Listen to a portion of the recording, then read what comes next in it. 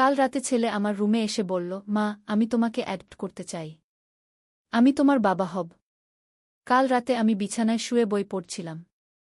হঠাৎ ছেলে আমার রুমে এসে গম্ভীর মুখে বসল। আমি জিজ্ঞেস করলাম, কি হয়েছে? সে আমার হাত ধরে বলল, মা, আমার একটা প্রস্তাব আছে। আমি বই রেখে তার দিকে তাকালাম। বল কি? সে গভীর গলায় বলল, আমি তোমাকে অ্যাডপ্ট করতে চাই। আমি হেসে বললাম, কি বলছিস? আমি তো তোর মা। সে আমার মুখের দিকে তাকিয়ে বলল, না মা, আমি চাই তুমি আমার মেয়ে হও। আর আমি তোমার বাবা হব। আমি অবাক হয়ে বললাম, এ কেমন কথা? সে উঠে দাঁড়িয়ে বলল, মা, আমি বয়সে বড় হয়েছি। এখন আমি তোমার দেখাশোনা করতে চাই। আমি চাই তুমি আমার মেয়ে হও। আমি কাঁপতে কাঁপতে বললাম, তুই কি বলছিস? বুঝতে পারছিস? সে আমার পাশে বসে বলল, মা, আজ থেকে তুমি আমাকে বাবা বলে ডাকবে। আর আমি তোমার সব দায়িত্ব নেব। আমি তার মুখের দিকে তাকিয়ে বুঝতে পারলাম সে সিরিয়াস। তুই পাগল হয়ে গেছিস? সে মাথা নেড়ে বলল, না মা, আমি সুস্থ আছি। আমি শুধু আমাদের সম্পর্ক পাল্টাতে চাই। এই গল্পটি সম্পূর্ণ শুনলে আপনাদের পানি অটোমেটিক বের হয়ে যাবে, সো যত দ্রুত সম্ভব হাতের কাছে টিস্যু নিয়ে বসে পড়ো। বিছানার চাদর যেন নষ্ট না হয় সেটা সম্পূর্ণ খেয়াল রাখার অনুরোধ জানিয়ে গল্পটি এখন শুরু করব। তার আগে সর্বশেষ অনুরোধ, দয়া করে এমন পানি বের করার গল্প নিয়মিত শুনতে আমাদের চ্যানেলটি সকলেই সাবস্ক্রাইব করুন। ধন্যবাদ। হ্যালো বন্ধুরা, আমার নাম মোনালিসা বেগম। আমার বয়স ৪৪ বছর। আমার স্বামীর নাম রফিকুল ইসলাম, বয়স ৪৭ বছর। আমাদের ২ সন্তান, সাকিব আর নাফিসা। সাকিব ২১ বছর বয়সী, বিশ্ববিদ্যালয়ে পড়ে। নাফিসা ১৪ বছর বয়সী, স্কুলে যায়। আমার ছেলে সাকিব সেদিন রাতে এসে আমাকে যা বলেছিল সেটা ভাবলে এখনও আমার গা শিউরে ওঠে। তার চোখের দিকে তাকিয়ে বুঝতে পারছিলাম যে সে কোনো খেলা করছে না। সে আমাকে সত্যিই তার মেয়ে বানাতে চায়। আমি তার সাথে অনেকক্ষণ কথা বলার চেষ্টা করলাম, কিন্তু সে তার সিদ্ধান্তে অটল ছিল। পরের দিন সকালে যখন আমি রান্নাঘরে গিয়ে চা বানাতে গেলাম, সাকিব এসে আমাকে বলল, মেয়ে, তুমি রান্না করবে না? আমি আজ সবার জন্য নাস্তা বানাবো। আমি হতবাক হয়ে তার দিকে তাকালাম। সাকিব, এসব কি করছিস? সে মাথা নেড়ে বলল, না, এখন থেকে আমাকে বাবা বলবে। আর তুমি আমার ছোট মেয়ে। আমার স্বামী রফিক যখন অফিস থেকে ফিরল, আমি তাকে সব খুলে বললাম।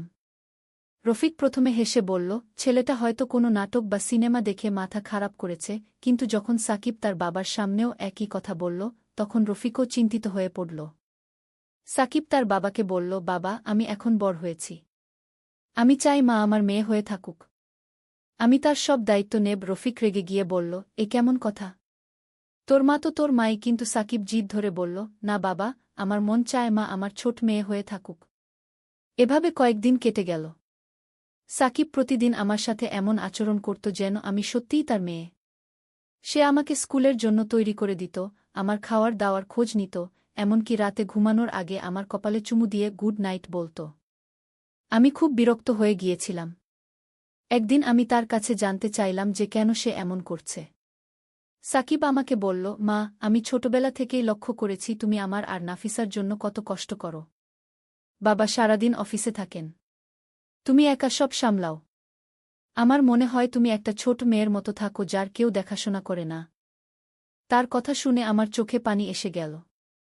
আমি বুঝতে পারলাম যে সে আমার প্রতি তার ভালোবাসা প্রকাশ করার একটা অদ্ভুত উপায় খুঁজে নিয়েছে। কিন্তু এটা তো ঠিক না। আমি তার মা, সে আমার ছেলে। এই সম্পর্ক পাল্টানো যায় না।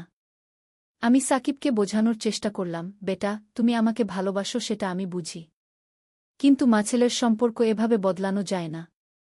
তুমি আমার ছেলে, আমি তোমার মা। এটাই প্রকৃতির নিয়ম।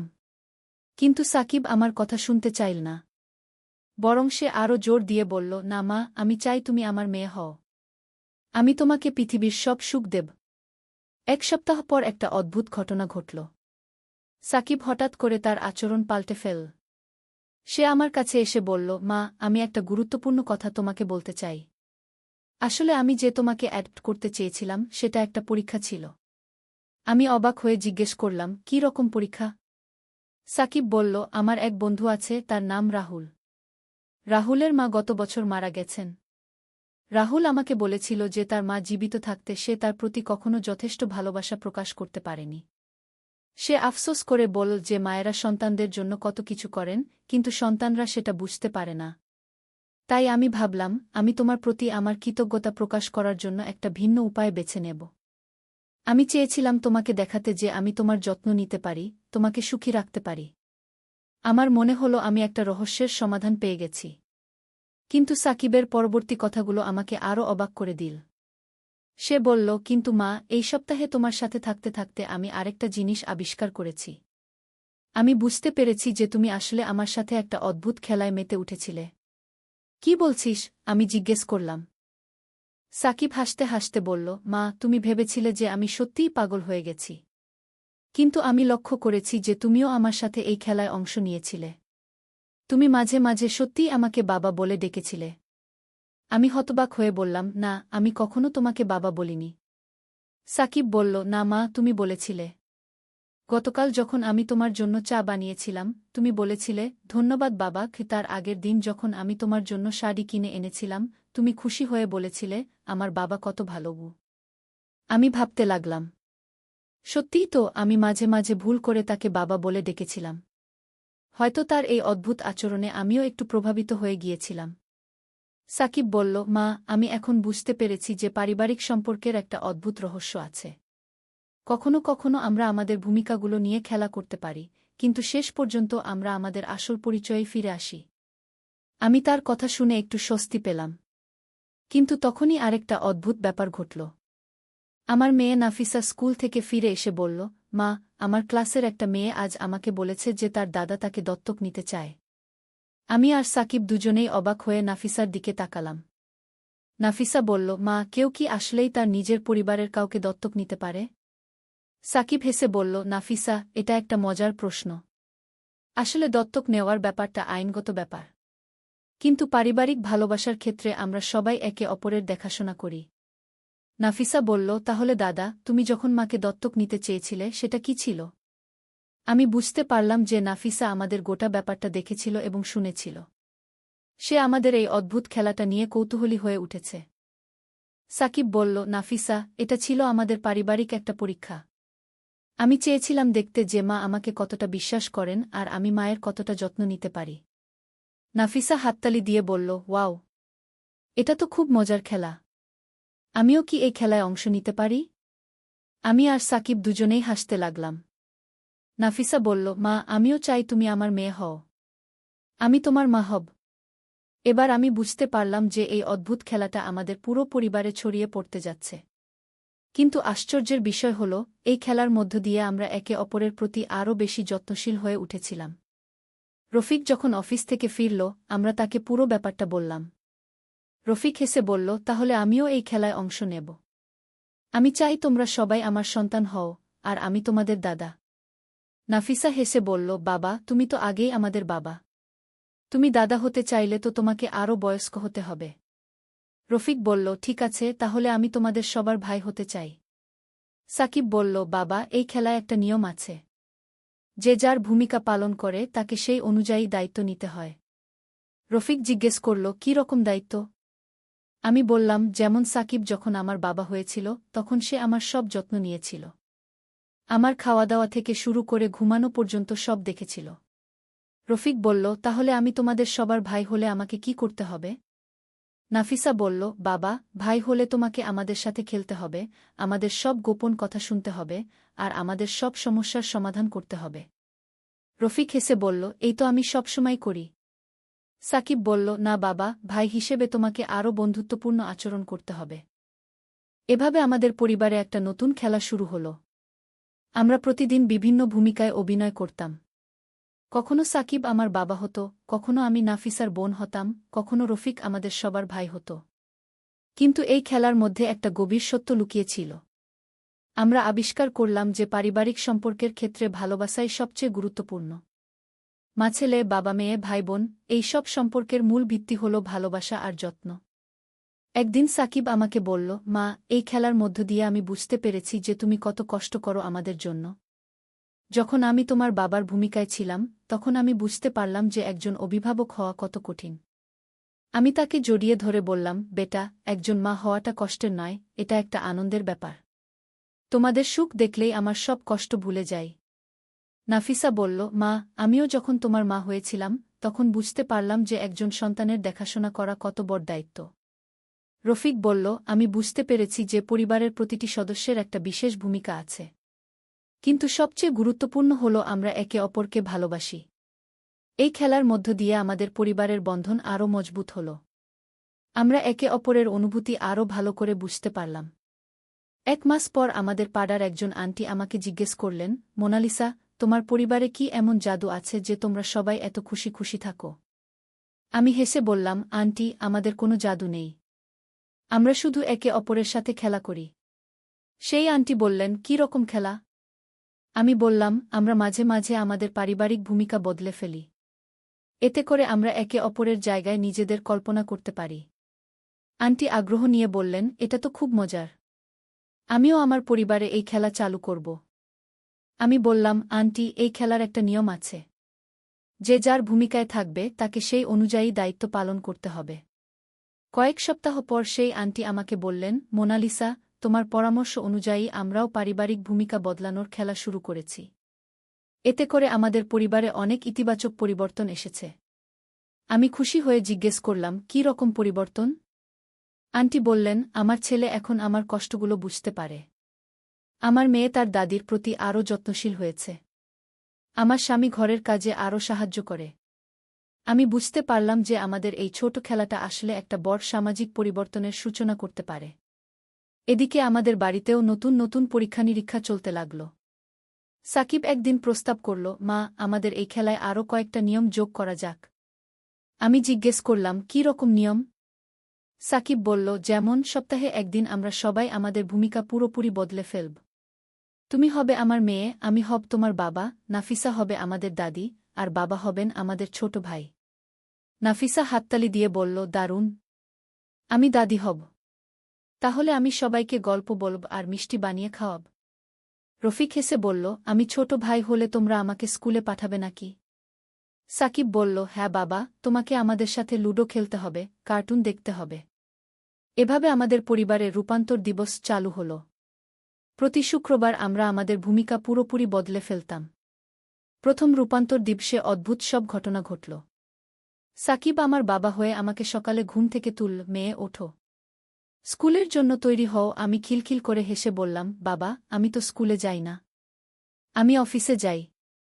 সাকিব গম্ভীর হয়ে বলল, না, আজ তুমি আমার ছোট মেয়ে, তোমাকে স্কুলে যেতে হবে। আমি বুঝতে পারলাম যে সে সত্যিই এই খেলায় পুরোপুরি ডুবে গেছে। আমি তার সাথে তাল মিলিয়ে বললাম, বাবা, আমি স্কুলে যেতে চাই না। সাকিব আমার কপালে হাত দিয়ে বলল, মেয়ে, তোমার জ্বর আছে নাকি? তাহলে আজ তুমি বাড়িতে থাকো, আমি তোমার জন্য পরিজ বানিয়ে দেব। এদিকে নাফিসা দাদির ভূমিকায় এসে আমাকে বলল, আরে মোনালিসা মা, তুমি অসুস্থ? আমি তোমার জন্য তুলসী চা বানিয়ে দেব। রফিক ছোট ভাইয়ের মতো আচরণ করে বলল, দাদি, আমিও অসুস্থ, আমার পেট ব্যথা করছে। নাফিসা তার দাদির ভূমিকা রফিকের কপালে হাত দিয়ে বলল, আরে বাবা, তুমি বেশি খেলাধুলা করো বলেই পেট ব্যথা করে। এসো, আমি তোমাকে একটা গল্প বলি। দুপুরের দিকে আরও মজার ঘটনা ঘটল। সাকিব আমার জন্য খিচুড়ি বানাল, কিন্তু সেটা এত নোনতা হল যে খাওয়া যায় না। আমি তাকে বললাম, বাবা, এটা খুব নোনতা হয়েছে। সাকিব হতাশ হয়ে বলল, আমি ভুল করেছি, আমি নতুন করে বানিয়ে দেব। আমি তার মাথায় হাত বুলিয়ে বললাম, না বাবা, আমি এটাই খাব। তুমি আমার জন্য কষ্ট করেছ। সাকিব আমার এই আচরণে খুব খুশি হল। সে বলল, মেয়ে, তুমি খুব ভালো, আমি তোমার জন্য আইসক্রিম কিনে আনব। বিকেলে রফিক তার ছোট ভাইজের ভূমিকায় সাকিবের সাথে ক্রিকেট খেলতে গেল। আমি আর নাফিসা জানালার পাশে বসে তাদের খেলা দেখছিলাম।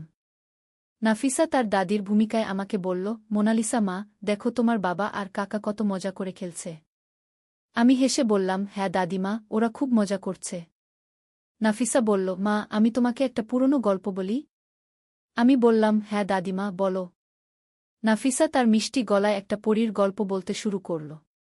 তার গল্প বলার ভঙ্গি দেখে মনে হচ্ছিল সে সত্যিই একজন অভিজ্ঞ দাদি। রাতে যখন আমরা সবাই খেতে বসলাম, তখন আরও মজার ব্যাপার ঘটল। সাকিব আমাকে খাওয়াতে চাইল। নাফিসা রফিকের প্লেটে অনেক ভাত দিয়ে বলল, বাবা, তুমি বেশি খেলাধুলা করেছ, তাই বেশি খেতে হবে। রফিক ছোট ছেলের মতো বলল, দাদি, আমি এত খেতে পারব না। নাফিসা বলল, না না, সব খেতে হবে, নইলে বড় হবে না। আমি সবার এই আচরণ দেখে খুব মজা পাচ্ছিলাম। মনে হচ্ছিল আমরা একটা নাটকে অভিনয় করছি।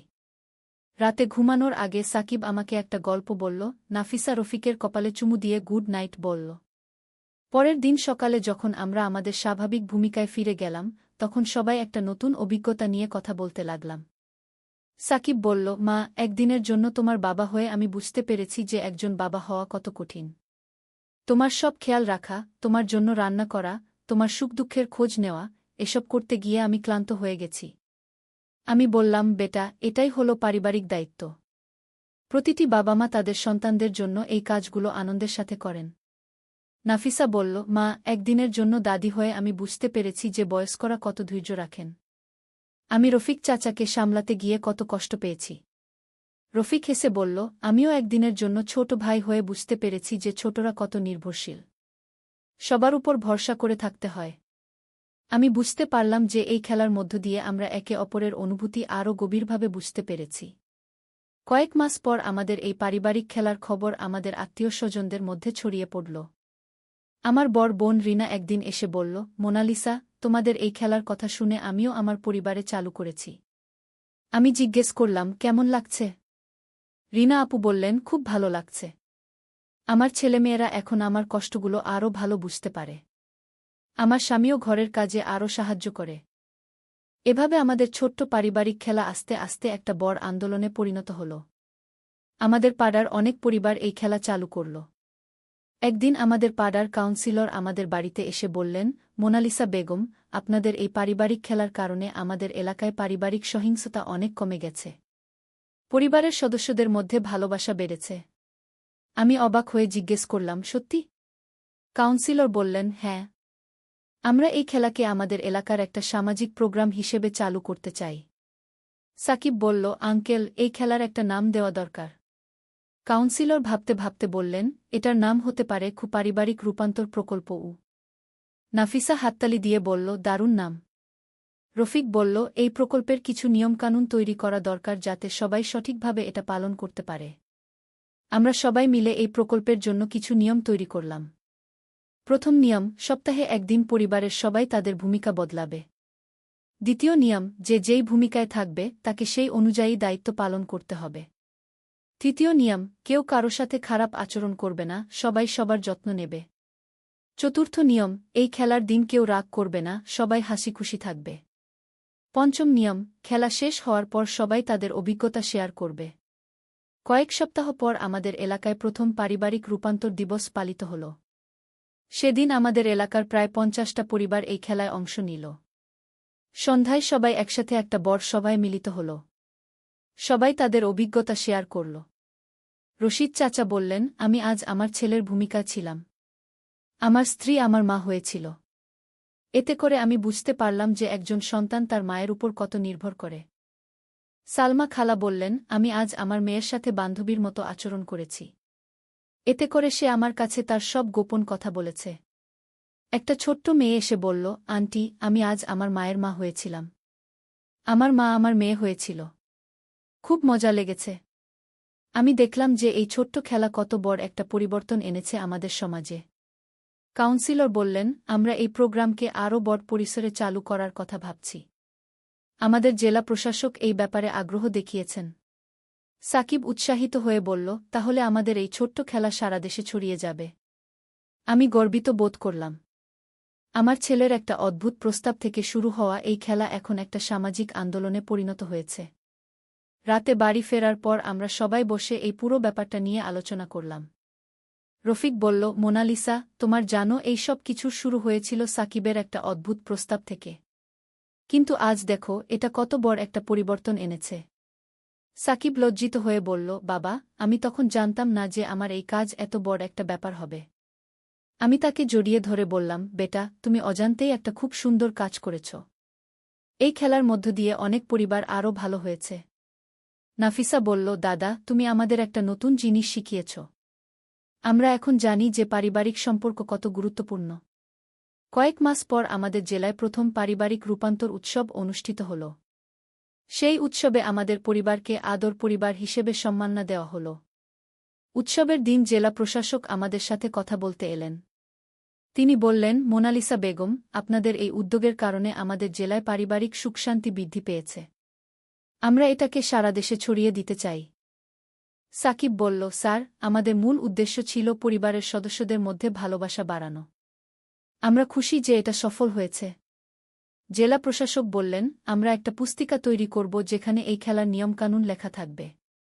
এটা সারা দেশে বিতরণ করা হবে। আমি গর্ব অনুভব করলাম। আমাদের ছোট্ট পরিবারের একটা অদ্ভুত খেলা এখন একটা জাতীয় কর্মসূচিতে পরিণত হতে যাচ্ছে। উৎসবের শেষে আমরা সবাই মিলে একটা ছবি তুললাম। সেই ছবিতে আমরা সবাই হাসছিলাম। এই হাসিটা ছিল আমাদের পারিবারিক সুখের প্রমাণ। বাড়ি ফেরার পর সাকিব আমাকে বলল, মা, আমি এখন বুঝতে পেরেছি যে পরিবার হলো আমাদের সবচেয়ে বড় সম্পদ। এই খেলার মধ্য দিয়ে আমরা একে অপরের আরও কাছে এসেছি। আমি তার কথায় সায় দিয়ে বললাম, হ্যাঁ বেটা। প্রকৃতপক্ষে তোমার সেই রাতের অদ্ভুত প্রস্তাবটা আমাদের পরিবারে একটা বিপ্লব এনে দিয়েছে। রফিক বলল, এবার আমাদের আরেকটা নতুন খেলা শুরু করা উচিত। নাফিসা কৌতূহলী হয়ে জিজ্ঞেস করল, কী রকম খেলা বাবা? রফিক বলল, আমাদের প্রতিবেশীদের সাথে বন্ধুত্বের খেলা। আমরা তাদের সাথে আরও ভালো সম্পর্ক গড়ে তুলব। সাকিব হাততালি দিয়ে বলল, দারুণ আইডিয়া। আমরা একটা প্রতিবেশী দিবস চালু করতে পারি। আমি হেসে বললাম, তোমরা সবাই খুব ভালো চিন্তা করছ। কিন্তু আগে আমাদের পারিবারিক খেলাটা আরও ভালোভাবে চালিয়ে যেতে হবে। এভাবে আমাদের জীবনে একটা নতুন অধ্যায় শুরু হল। আমরা বুঝতে পারলাম যে ছোট ছোট খেলার মধ্য দিয়েও জীবনে বড় পরিবর্তন আনা যায়। আজ আমি যখন এই পুরো ঘটনাটা মনে করি, তখন আমার মনে হয় যে জীবন সত্যিই অদ্ভুত। সাকিবের একটা উদ্ভট প্রস্তাব থেকে শুরু হয়ে আমাদের পরিবারে যে রূপান্তর ঘটেছে, সেটা আমি কখনো কল্পনা করতে পারিনি। এখন আমরা নিয়মিত রূপান্তর দিবস পালন করি। প্রতিবার নতুন কিছু অভিজ্ঞতা হয়। আমরা একে অপরকে আরও ভালোভাবে বুঝতে পারি। গত সপ্তাহে যখন আমি সাকিবের মেয়ের ভূমিকায় ছিলাম, তখন সে আমাকে একটা সুন্দর গল্পের বই পড়ে শোনাল। আমি তার কণ্ঠে এত ভালোবাসা অনুভব করলাম যে চোখে পানি এসে গেল। নাফিসা যখন আমার মা হয়, তখন সে আমাকে এত যত্ন করে যে মনে হয় সে সত্যিই আমার মা। তার মাতৃত্বের অনুভূতি দেখে আমি অবাক হয়ে যাই। রফিক যখন আমাদের ছোট ভাই হয়, তখন তার নির্দোষ আচরণ দেখে আমাদের সবার হাসি পায়। সে আমাদের সাথে লুডো খেলে, কার্টুন দেখে, এমনকি আমাদের সাথে দুষ্টুমিও করে। এই খেলার সবচেয়ে বড় লাভ হল আমরা একে অপরের প্রতি আরও সহানুভূতিশীল হয়েছি। আমরা বুঝতে পেরেছি যে প্রতিটি পারিবারিক ভূমিকার নিজস্ব কিছু চ্যালেঞ্জ আছে। আজকে আমি এই গল্পটা বলার সময় অনুভব করছি যে আমাদের পরিবার কত সুখী। আমাদের মধ্যে যে ভালোবাসা আর বিশ্বাস গড়ে উঠেছে সেটা অমূল্য। সাকিবের সেই রাতের কথাগুলো এখন আর অদ্ভুত লাগে না। বরং সেটা ছিল একটা সুন্দর শুরু। একটা এমন শুরু যা আমাদের জীবনে অসাধারণ পরিবর্তন এনে দিয়েছে। আমি আশা করি যে আমাদের এই গল্প শুনে অন্য পরিবারগুলোও অনুপ্রাণিত হবে। তারাও তাদের পারিবারিক বন্ধনকে আরও মজবুত করার জন্য নতুন নতুন উপায় খুঁজে বের করবে। কারণ শেষ পর্যন্ত পরিবারই আমাদের সবচেয়ে বড় শক্তি। পরিবারের ভালোবাসাই আমাদের জীবনের সব সমস্যার সমাধান। আর আমি এখন প্রতিদিন রাতে ঘুমানোর আগে ভাবি, কাল আমাদের পরিবারে আরও কী নতুন মজার ব্যাপার ঘটবে। কারণ আমাদের পরিবারে প্রতিটা দিনই একটা নতুন অ্যাডভেঞ্চার। সত্যের আলো। একটি ইসলামিক গল্প। প্রথম অধ্যায়, অন্ধকারের রাজত্ব। অনেক দূরের এক রাজ্যে, যেখানে সূর্যের আলো পৌঁছানো দুষ্কর, সেখানে বাস করত এক ধনী ব্যবসায়ী। তার ছিল বিশাল প্রাসাদ, অগণিত সম্পদ এবং শত শত কর্মচারী। কিন্তু তার হৃদয়ে ছিল গভীর অন্ধকার। সে কখনো আল্লাহর কথা ভাবত না, গরিবদের প্রতি তার কোনো দয়া ছিল না, এবং সে মনে করত যে তার ক্ষমতা ও সম্পদই সবকিছু। এই ব্যবসায়ীর একটি পুত্র ছিল, যে ছিল তার বাবার সম্পূর্ণ বিপরীত। যুবকটি প্রতিদিন নামাজ পড়ত, গরিবদের সাহায্য করত এবং সর্বদা সত্য কথা বলত। তার এই আচরণ তার বাবাকে অত্যন্ত রাগান্বিত করত। একদিন সকালে যুবকটি তার বাবার কাছে গিয়ে বলল, বাবা, আমি একটি স্বপ্ন দেখেছি। স্বপ্নে দেখলাম যে একজন ফেরেশতা এসে আমাকে বলেছেন যে আমাদের এই অন্ধকার পথ ছেড়ে আল্লাহর পথে চলতে হবে। ব্যবসায়ী ক্রোধে ফেটে পড়ল। তুই আমার ব্যবসার ক্ষতি করছিস। তোর এই ধর্মীয় কথাবার্তা আমার গ্রাহকদের দূরে সরিয়ে দিচ্ছে। আমি তোকে শেষ সতর্কবাণী দিচ্ছি, হয় তুই এই পথ ছাড়বি, নয়তো এই ঘর ছেড়ে চলে যাবি। যুবকটি শান্তভাবে উত্তর দিল, বাবা, আমি আপনাকে ভালোবাসি, কিন্তু আল্লাহকে ভালোবাসি তার চেয়েও বেশি। আমি আমার ঈমান ত্যাগ করতে পারব না। দ্বিতীয় অধ্যায় বিদায়ের বেদনা। পরের দিন সকালে যুবকটি তার সামান্য কিছু জিনিসপত্র নিয়ে ঘর থেকে বের হয়ে গেল। তার মা কেঁদে ভাসাচ্ছিলেন, কিন্তু তার বাবা ছিল পাথরের মতো কঠিন। যুবকটি শহরের প্রান্তে একটি ছোট কুঁড়েঘর ভাড়া নিল। সে তার জীবিকার জন্য বাজারে কাঠের জিনিসপত্র বানিয়ে বিক্রি করতে শুরু করল। তার কাজ ছিল সৎ এবং তার ব্যবহার ছিল মিষ্টি, তাই শীঘ্রই অনেক মানুষ তার গ্রাহক হয়ে গেল। প্রতিদিন ফজরের নামাজের পর যুবকটি দোয়া করত, হে আল্লাহ, আমাকে সঠিক পথে রাখুন। আমার বাবাকে হেদায়েত দিন। আমাদের পরিবারে শান্তি ফিরিয়ে দিন। একদিন বাজারে কাজ করার সময় একজন বৃদ্ধ ফকির এসে তার দোকানের সামনে বসে গেলেন। ফকিরের চেহারা ছিল উজ্জ্বল, যেন তার মুখে নূরের আলো। যুবকটি তার কাছে গিয়ে সালাম দিল এবং জিজ্ঞেস করল, চাচা, আপনি কিছু খাবেন? ফকির মুস্কি হেসে বললেন, বৎস, তোমার হৃদয়ের খোরাক আছে, সেটাই যথেষ্ট।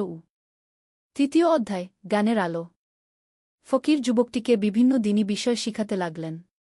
তিনি বললেন, বৎস, জানো কি আল্লাহ তায়ালা কুরআন মাজিদে বলেছেন, যে ব্যক্তি আল্লাহর জন্য কিছু ত্যাগ করে, আল্লাহ তাকে তার চেয়ে ভালো কিছু দান করেন। তুমি তোমার বাবার সম্পদ ত্যাগ করেছ আল্লাহর জন্য, দেখো আল্লাহ তোমাকে কি দেন। যুবকটি প্রতিদিন ফকিরের কাছে বসে কুরআন হাদিস শিখত। তার জ্ঞান বাড়তে লাগল এবং সে অন্য মানুষদেরও দিনের কথা শেখাতে শুরু করল।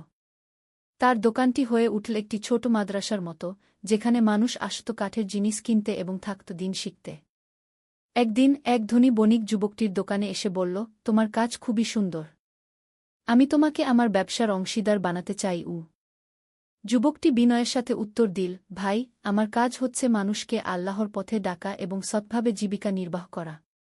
বড় ব্যবসার প্রয়োজন নেই। চতুর্থ অধ্যায় পরীক্ষার সময়। একদিন খবর এল যে শহরে মহামারী ছড়িয়েছে। অনেক মানুষ অসুস্থ হয়ে পড়েছে এবং চিকিৎসার অভাবে মৃত্যুবরণ করছে। যুবকটি তার সমস্ত সঞ্চয় দিয়ে ওষুধ কিনল এবং বিনামূল্যে বিতরণ করতে লাগল। ফকির তাকে বললেন, বৎস, এটাই হচ্ছে প্রকৃত ইবাদত। মানুষের সেবা করা, তাদের কষ্ট লাঘব করা, এটাই আল্লাহ চান। যুবকটি দিনরাত পরিশ্রম করত। সে অসুস্থদের সেবা করত, তাদের জন্য খাবার রান্না করত এবং তাদের পরিবারের খবর নিত। তার নিজের স্বাস্থ্যের প্রতি কোনো খেয়াল ছিল না। একদিন মহামারী যুবকটিকেও আক্রান্ত করল। সে প্রচণ্ড জ্বরে ভুগতে লাগল এবং তার কুঁড়েঘরে একা পড়ে রইল। কিন্তু সে যাদের সেবা করেছিল, তারা একে একে তার কাছে আসতে লাগল তার সেবা করতে। পঞ্চম অধ্যায় বাবার অনুশোচনা। এদিকে যুবকটির বাবার ব্যবসায় নানা সমস্যা দেখা দিল। তার বিশ্বস্ত কর্মচারীরা একে একে তাকে ধোঁকা দিয়ে চলে গেল। তার সম্পদ কমতে লাগল। সবচেয়ে বড় কথা, মহামারীর সময় সে তার প্রাসাদে বন্দী হয়ে রইল, কেউ তার খোঁজখবর নিল না। একদিন তার একজন পুরনো কর্মচারী এসে বলল, সাহেব, আপনি জানেন কি আপনার ছেলে কি করছে? সে মহামারীতে শত শত মানুষের জীবন বাঁচিয়েছে। পুরো শহর তার জন্য দোয়া করছে। ব্যবসায়ীর হৃদয়ে একটি কাঁপন সৃষ্টি হল। সে মনে মনে ভাবল, আমার ছেলে সত্যিই একজন ভালো মানুষ। আমি তাকে কতই না ভুল বুঝেছি। কিন্তু তার অহংকার এখনও তাকে ছেলের কাছে যেতে দিল না। ষষ্ঠ অধ্যায় আল্লাহর রহমত। যুবকটি ধীরে ধীরে সুস্থ হয়ে উঠল। তার সেবা করা মানুষেরা তার জন্য একটি বড় বাড়ি তুলে দিল। কিন্তু যুবকটি সেই বাড়িকে একটি মসজিদ ও মাদ্রাসায় রূপান্তরিত করল। একদিন এক ব্যবসায়ী তার কাছে এসে বলল, ভাই, আমি আপনার কাছ থেকে কিছু কাঠের জিনিস কিনেছিলাম। সেগুলো অন্য শহরে বিক্রি করে আমি অনেক লাভ করেছি। এই লাভের অংশ আপনার জেনারেটর। যুবকটি বলল, ভাই, এই টাকা দিয়ে আরও গরিব মানুষদের সাহায্য করুন। আল্লাহ আমাকে যা দিয়েছেন সেটাই যথেষ্ট। এভাবে যুবকটির সুনাম চারদিকে ছড়িয়ে পড়ল। মানুষ তাকে দয়ার সাগর বলে ডাকতে লাগল। সপ্তম অধ্যায় স্বপ্নের বার্তা। এক রাত ব্যবসায়ী স্বপ্নে দেখল যে তার ছেলে একটি উজ্জ্বল আলোর মধ্যে দাঁড়িয়ে আছে এবং তার চারপাশে অসংখ্য ফেরেশতা রয়েছে। একজন ফেরেশতা তাকে বলল, তুমি তোমার পুত্রকে ভুল বুঝেছ। সে আল্লাহর প্রিয় বান্দা। তুমি যদি তাকে ক্ষমা চেয়ে নিয়ে আস, তাহলে আল্লাহ তোমাকেও ক্ষমা করবেন। ব্যবসায়ী ঘুম থেকে উঠে প্রচণ্ড কাঁদতে লাগল। সে বুঝে গেল যে তার ছেলেই সত্যিকারের সম্পদ ছিল, যাকে সে হারিয়েছে। পরের দিন সকালে সে তার সমস্ত অহংকার ত্যাগ করে ছেলের কাছে গেল। অষ্টম অধ্যায় ক্ষমা ও মিলন। যুবকটি যখন দেখল তার বাবা তার দোরগোড়ায় দাঁড়িয়ে আছেন কাঁদতে কাঁদতে, সে দৌড়ে গিয়ে তার পায়ে পড়ে গেল। বাবা, আমি আপনাকে কষ্ট দিয়েছি, যুবকটি কাঁদতে কাঁদতে বলল। ব্যবসায়ী তার ছেলেকে বুকে টেনে নিয়ে বলল, না বৎস, আমিই তোমাকে কষ্ট দিয়েছি। তুমি সঠিক পথে ছিলে, আর আমি ছিলাম ভুল পথে। আমাকে ক্ষমা করো এবং আমাকে সঠিক পথ দেখাও। সেদিন থেকে বাবা ছেলে একসাথে কাজ করতে লাগলেন। ব্যবসায়ী তার সমস্ত সম্পদ গরিবদের মধ্যে বিতরণ করে দিল এবং তার ছেলের সাথে মানুষের সেবায় নিয়োজিত হল। নবম অধ্যায়, নতুন সূর্যোদয়। বছর খানেক পর সেই শহর সম্পূর্ণ বদলে গেল। মানুষের মধ্যে ভালোবাসা ও সহযোগিতার মনোভাব জেগে উঠল। কেউ আর মিথ্যা বলত না, কেউ কারও ক্ষতি করত না। একদিন সেই বৃদ্ধ ফকির যুবকটির কাছে এসে বললেন, বৎস, তুমি তোমার পরীক্ষায় উত্তীর্ণ হয়েছ। আল্লাহ তাআলা তোমার উপর খুশি গো। যুবকটি জিজ্ঞেস করল, চাচা, এটা কি রকম পরীক্ষা ছিল? ফকির মুস্কি হেসে বললেন, জীবনের সবচেয়ে বড় পরীক্ষা হচ্ছে আল্লাহর জন্য ত্যাগ স্বীকার করা এবং মানুষের সেবা করা। তুমি তোমার বাবার সম্পদ ত্যাগ করেছ, কিন্তু পেয়েছ আল্লাহর ভালোবাসা। তুমি তোমার আরামায়েশ ত্যাগ করেছ, কিন্তু পেয়েছ মানুষের দোয়া গিয়ে। দশম অধ্যায়, চূড়ান্ত উপলব্ধি। বছরের পর বছর কেটে গেল। যুবকটি এবং তার বাবা উভয়েই বৃদ্ধ হয়ে গেলেন। কিন্তু তাদের হৃদয় থাকল চিরযুবা। তারা দেখলেন যে তাদের ছোট্ট প্রচেষ্টা অনেক বড় পরিবর্তন এনেছে। সেই শহরে এখন আর কোনো গরিব ছিল না।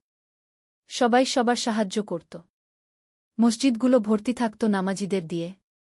মানুষ সত্য কথা বলত এবং একে অপরকে সম্মান করত। একদিন বৃদ্ধ ব্যবসায়ী তার ছেলেকে বলল, বৎস, আমি এখন বুঝতে পারছি যে প্রকৃত সম্পদ হচ্ছে আল্লাহর সন্তুষ্টি এবং মানুষের ভালোবাসা। টাকা পয়সা, প্রাসাদ, গাড়ি এসব কিছুই নয় গে। যুবকটি বলল, বাবা, আল্লাহ তাআলা আমাদের পরীক্ষা নিয়েছিলেন। আমরা উভয়েই সেই পরীক্ষায় পাশ করেছি। আপনি পাশ করেছেন অহংকার ত্যাগ করে এবং আমি পাশ করেছি ধৈর্য ধরে। কি? একাদশ অধ্যায়, জীবনের শিক্ষা। সেই বৃদ্ধ ফকির, যিনি আসলে ছিলেন একজন অলি আল্লাহ, একদিন তাদের কাছে এসে বললেন, আমার প্রিয় সন্তানেরা, তোমরা জীবনের সবচেয়ে বড় শিক্ষা পেয়েছ। সেটা হল, আল্লাহর কাছে সবথেকে প্রিয় বান্দা হচ্ছে সেই ব্যক্তি যে অন্য মানুষের উপকার করে। কি? কুরআন মাজিদে আল্লাহ বলেছেন, তোমাদের মধ্যে সেই সবচেয়ে ভালো, যে মানুষের সবচেয়ে বেশি উপকার করে। তোমরা এই আয়াতের জীবন্ত প্রমাণ গু। তিনি আরও বললেন, মনে রেখো, দুনিয়ার জীবন অস্থায়ী। কিন্তু যে নেক আমল তোমরা করেছ সেটা চিরকালের জন্য তোমাদের সাথে থাকবে গু। দ্বাদশ অধ্যায়, প্রজন্ম থেকে প্রজন্মে। যুবকটির বিয়ে হল এক পরহেজগার মহিলার সাথে। তাদের সন্তান সন্ততি হল। সেই সন্তানরাও তাদের বাবাদাদার পদাঙ্ক অনুসরণ করে বড় হল। এভাবে প্রজন্ম থেকে প্রজন্মে সেই পরিবারের সততা, দয়া এবং আল্লাহভীতির ঐতিহ্য চলতে থাকল। একদিন যুবকটির নাতি জিজ্ঞেস করল, দাদু, আপনি কিভাবে বুঝলেন যে আপনি সঠিক পথে আছেন? বৃদ্ধ যুবকটি মুস্কি হেসে বলল, বৎস, যখন তুমি আল্লাহর জন্য কিছু ত্যাগ করবে, তখন তোমার অন্তরে একটা শান্তি আসবে। সেই শান্তিই তোমাকে বলে দেবে যে তুমি সঠিক পথে আছো। ত্রয়োদশ অধ্যায়, শেষ দিনগুলো। বৃদ্ধ বয়সে বাবা ছেলে দুজনেই তাদের জীবনের শেষ দিনগুলো কাটাতে লাগলেন একে অপরের সাথে। তারা প্রতিদিন একসাথে কুরআন তিলাওয়াত করতেন, দোয়া করতেন এবং মানুষদের উপদেশ দিতেন। ব্যবসায়ী একদিন তার ছেলেকে বলল, বৎস, আমি আমার জীবনের শেষ দিনগুলো তোমার সাথে কাটিয়ে ধন্য হয়েছি। তুমি আমাকে জান্নাতের পথ দেখিয়েছ। যুবকটি কাঁদতে কাঁদতে বলল, বাবা, আপনিও আমাকে অনেক কিছু শিখিয়েছেন। আপনি আমাকে শিখিয়েছেন যে কোনো ভুল করলেও তওবা করে ফিরে আসা যায়। চতুর্দশ অধ্যায়, বিদায়ের মুহূর্ত। একদিন সেই বৃদ্ধ ব্যবসায়ী অসুস্থ হয়ে পড়লেন। তার মৃত্যু যন্ত্রণা শুরু হল। কিন্তু তার মুখে ছিল স্বর্গীয় শান্তি। তিনি তার ছেলেকে কাছে ডেকে বললেন, বৎস, আমি দেখতে পাচ্ছি ফেরেশতারা আমাকে নিতে আসছেন। তারা বলছেন যে আল্লাহ আমাকে ক্ষমা করে দিয়েছেন। গি আমার শেষ অনুরোধ, তুমি এই সমাজের মানুষদের সেবা করে যেও। গরিবদের সাহায্য করো, এতিমদের দেখাশোনা করো এবং সবসময় সত্য কথা বলো। এই বলে সেই বৃদ্ধ ব্যবসায়ী আল্লাহর ডাকে সাড়া দিলেন। পঞ্চদশ অধ্যায়, স্মৃতির মিনার। বাবার মৃত্যুর পর যুবকটি আরও বেশি করে মানুষের সেবায় নিজেকে নিয়োজিত করলেন। তিনি তার বাবার নামে একটি হাসপাতাল প্রতিষ্ঠা করলেন, যেখানে গরিব মানুষদের বিনামূল্যে চিকিৎসা দেওয়া হতো। সেই হাসপাতালের দেওয়ালে লেখা ছিল, যে ব্যক্তি একজন মানুষের জীবন বাঁচায়, সে যেন সমস্ত মানবজাতির জীবন বাঁচায়। বছরের পর বছর ধরে সেই হাসপাতালে হাজার হাজার রোগী সুস্থ হয়ে বাড়ি ফিরে যেত। প্রত্যেকের মুখে ছিল সেই বাবাছেলের জন্য দোয়া। ষোড়শ অধ্যায়, অনন্তকালের পুরস্কার। অবশেষে সেই যুবকটিরও বার্ধক্য এল। কিন্তু তার মনে কোনো আক্ষেপ ছিল না। তিনি জানতেন যে তিনি তার জীবন আল্লাহর পথে কাটিয়েছেন। তার মৃত্যুর আগে তিনি স্বপ্নে দেখলেন যে তার বাবা জান্নাতে অপেক্ষা করছেন তার জন্য। আর সেই বৃদ্ধ ফকিরও আছেন, যিনি হাসতে হাসতে বলছেন, এসো বৎস, তোমার পুরস্কার নিয়ে নাও। যুবকটি শান্তিতে তার শেষ নিঃশ্বাস ত্যাগ করলেন। সপ্তদশ অধ্যায়, অমর কীর্তি। যুবকটির মৃত্যুর দিন সারা শহরের মানুষ কাঁদছিল। তার জানাজায় হাজার হাজার মানুষ অংশগ্রহণ করল। প্রত্যেকের মুখে ছিল তার প্রশংসা এবং কৃতজ্ঞতার কথা। এক বৃদ্ধা বলছিলেন, এই মানুষটি আমার মেয়ের জীবন বাঁচিয়েছিলেন। আমি তার জন্য সারা জীবন দোয়া করব। এক যুবক বলল, তিনি আমাকে কুরআন শিখিয়েছিলেন। তার কারণেই আমি সৎ পথে চলতে শিখেছি। একটি শিশু তার মাকে জিজ্ঞেস করল, মা, চাচা কোথায় গেলেন? মা উত্তর দিলেন, বৎস, তিনি জান্নাতে গেছেন। আল্লাহ তাআলা তাকে ভালোবেসে নিয়ে গেছেন। অষ্টাদশ অধ্যায়, উত্তরাধিকার। যুবকটির ছেলেরা তাদের পিতার পদাঙ্ক অনুসরণ করে সেই একই পথে চলতে লাগল। তারা বুঝে গিয়েছিল যে সম্পদের চেয়ে চরিত্র বড় এবং দুনিয়ার সুখের চেয়ে আল্লাহর সন্তুষ্টি অনেক বেশি মূল্যবান। বড় ছেলে সেই হাসপাতাল চালাতে লাগল। মেজ ছেলে একটি স্কুল খুলল যেখানে গরিব শিশুরা বিনামূল্যে পড়াশোনা করতে পারত। আর ছোট ছেলে তার পিতার মতো মানুষকে দিনের কথা শেখাতে লাগল। 3 ভাই মিলে একটি নিয়ম করল, প্রতি শুক্রবার সন্ধ্যায় তারা গরিব মানুষদের মধ্যে খাবার বিতরণ করবে। এই ঐতিহ্য তারা তাদের পিতার স্মৃতির প্রতি শ্রদ্ধা জানিয়ে শুরু করল। 49 অধ্যায়, নতুন প্রজন্মের চ্যালেঞ্জ। বছর 10 পর সেই শহরে আবার নতুন চ্যালেঞ্জ এল। কিছু দুর্নীতিবাজ ব্যবসায়ী এসে মানুষদের প্রলোভন দিতে লাগল। তারা বলত, তোমরা এত সহজ সরল কেন? একটু ধোঁকাবাজি করলেই তো অনেক টাকা পাওয়া যায়। কিছু যুবক তাদের কথায় প্রভাবিত হতে লাগল। তারা ভাবতে লাগল, আমাদের বাবাদাদারা তো এত কষ্ট করেছেন, কিন্তু আমরা যদি একটু চালাকি করি তাহলে হয়তো আরও সুখে থাকতে পারব। এই অবস্থা দেখে যুবকটির বড় ছেলে একটি সভা ডাকল। সেই সভায় পুরো শহরের মানুষ জমা হল। 20 অধ্যায়, সত্যের পুনর্জাগরণ। সভায় যুবকটির বড় ছেলে উঠে দাঁড়িয়ে বলল, প্রিয় ভাই বোনেরা, আমি দেখতে পাচ্ছি যে কিছু মানুষ আমাদের সমাজে অশান্তি সৃষ্টি করার চেষ্টা করছে। তারা আমাদের বলছে যে মিথ্যা বলে, প্রতারণা করে টাকা কামানো ভালো। কিন্তু আমি আপনাদের মনে করিয়ে দিতে চাই, আমাদের পূর্বপুরুষরা সত্যের পথে চলে কি পেয়েছিলেন? তারা পেয়েছিলেন মানুষের ভালোবাসা, আল্লাহর রহমত এবং চিরশান্তি। তিনি আরও বললেন, যারা মিথ্যার পথে চলে তারা হয়তো একসময় টাকা পায়, কিন্তু হারায় মানুষের বিশ্বাস। তারা হয়তো বড় বাড়ি বানায়, কিন্তু তাদের অন্তর হয় অন্ধকার। এই কথা শুনে সব যুবক আবার সঠিক পথে ফিরে এল। 21 অধ্যায়, গানের প্রদীপ। সেই শহরে এবার একটি বড় গ্রন্থাগার প্রতিষ্ঠিত হল। সেখানে ইসলামিক বই থেকে শুরু করে বিজ্ঞান, ইতিহাস, সাহিত্য সব ধরনের বই সংগ্রহ করা হল। গ্রন্থাগারের মুখ্য গ্রন্থাগারিক হলেন যুবকটির মেজ ছেলে। তিনি নিয়ম করলেন যে প্রতিদিন সন্ধ্যায় তিনি মানুষদের কুরআন হাদিসের ব্যাখ্যা শোনাবেন। একদিন এক তরুণ এসে জিজ্ঞেস করল, চাচা, আমি অনেক পাপ করেছি। আল্লাহ কি আমাকে ক্ষমা করবেন? গ্রন্থাগারিক মুস্কি হেসে বললেন, বৎস, আল্লাহ তাআলা কুরআন মাজিদে বলেছেন, তুমি বল, হে আমার বান্দারা, যারা নিজেদের উপর অবিচার করেছ, তোমরা আল্লাহর রহমত থেকে নিরাশ হজ না। নিশ্চয়ই আল্লাহ সমস্ত পাপ ক্ষমা করে দেন। তবে শর্ত হচ্ছে, তোমাকে সত্যিকারের তওবা করতে হবে এবং ভবিষ্যতে আর সেই পাপ না করার দৃঢ় সংকল্প নিতে হবে। 20 অধ্যায়, সমাজের পরিবর্তন। এভাবে আরও কিছু বছর কেটে গেল। সেই ছোট্ট শহর এখন একটি আদর্শ সমাজে পরিণত হয়েছিল। সেখানে কোনো চুরি হতো না, কোনো মিথ্যা বলা হতো না, কোনো জুলুম হতো না। বিভিন্ন শহর থেকে মানুষ এসে দেখে যেত যে এই সমাজ কিভাবে এত সুন্দর হয়েছে। তারা বুঝত যে একজন মানুষের সৎ জীবন অনেক মানুষের জীবন পরিবর্তন করতে পারে। একদিন এক পর্যটক এসে জিজ্ঞেস করল, এই শহরের মানুষেরা এত ভালো কেন? একজন বৃদ্ধ উত্তর দিল, ভাই, এই শহরে একজন মহান মানুষ জন্মগ্রহণ করেছিলেন। তিনি আমাদের শিখিয়েছিলেন যে সততা, দয়া এবং পরোপকার করাই জীবনের প্রকৃত উদ্দেশ্য। 23 অধ্যায়, শিক্ষার বিস্তার। যুবকটির ছোট ছেলে এবার একটি নতুন পরিকল্পনা করলেন। তিনি ভাবলেন, এই সুন্দর শিক্ষা শুধু একটি শহরেই সীমাবদ্ধ থাকবে কেন? এটি সারা দেশে ছড়িয়ে দেওয়া উচিত। তিনি অন্য শহরগুলোতে গিয়ে মানুষদের কাছে তার পরিবারের গল্প বলতে লাগলেন। তিনি বলতেন, দেখুন, আমাদের দাদু ভুল পথে ছিলেন, কিন্তু যখন তিনি বুঝতে পারলেন, তখন সঠিক পথে ফিরে এলেন। আমাদের বাবা সারা জীবন সত্যের পথে চলেছেন। আর তার ফলে আমাদের পুরো সমাজ বদলে গেছে গিয়ে। মানুষ তার কথা শুনে অনুপ্রাণিত হতো। অনেক জায়গায় মানুষ তাদের জীবনযাত্রা পরিবর্তন করতে শুরু করল। চতুর্বিংশ অধ্যায়, নতুন বাধা। কিন্তু সবকিছু সহজ ছিল না। কিছু স্বার্থপর লোক এই পরিবর্তন পছন্দ করল না। তারা ভাবল, মানুষ যদি সৎ হয়ে যায় তাহলে তাদের অসৎ ব্যবসা বন্ধ হয়ে যাবে। তারা যুবকটির ছেলেদের বিরুদ্ধে মিথ্যা অভিযোগ আনল। তারা বলল যে এই পরিবার নাকি মানুষদের ধর্মের নামে ভুল পথে নিয়ে যাচ্ছে। কিন্তু যুবকটির ছেলেরা ধৈর্য হারালেন না।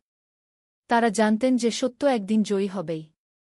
পঞ্চবিংশ অধ্যায়, সত্যের জয়। একদিন সেই শহরে একজন বিচারক এলেন। তিনি ছিলেন অত্যন্ত ন্যায়পরায়ণ এবং জ্ঞানী। তিনি সেই অসৎ লোকদের অভিযোগ শুনলেন, আবার যুবকটির ছেলেদের কথাও শুনলেন। তারপর তিনি নিজেই সেই শহরে ঘুরে ঘুরে দেখলেন যে সেখানকার মানুষের অবস্থা কেমন। তিনি দেখলেন যে সেই শহরে কোনো অপরাধ নেই, কোনো দুর্নীতি নেই, সবাই খুশি এবং সন্তুষ্ট। তিনি বুঝে গেলেন যে যুবকটির পরিবার সত্যিকারের ভালো কাজ করছে। বিচারক তার রায়ে বললেন, যারা এই পরিবারের বিরুদ্ধে মিথ্যা অভিযোগ এনেছে তারাই আসলে সমাজের ক্ষতি করছে। আর যুবকটির পরিবার সমাজের উপকার করছে গি। ষড়বিংশ অধ্যায়, আন্তর্জাতিক স্বীকৃতি। ক্রমে সেই শহরের সুনাম দূরদূরান্তে ছড়িয়ে পড়ল। বিভিন্ন দেশ থেকে শিক্ষার্থীরা এসে দেখত যে কিভাবে একটি সমাজ এতটা সুন্দর হতে পারে। একদিন এক বিদেশি পত্রিকার সাংবাদিক এসে যুবকটির বড় ছেলের সাথে সাক্ষাৎকার নিল। সাংবাদিক জিজ্ঞেস করল, আপনাদের এই সাফল্যের রহস্য কি? যুবকটির বড় ছেলে উত্তর দিল, রহস্য খুবই সহজ, আমরা আল্লাহকে ভয় করি, সত্য কথা বলি এবং মানুষের উপকার করি।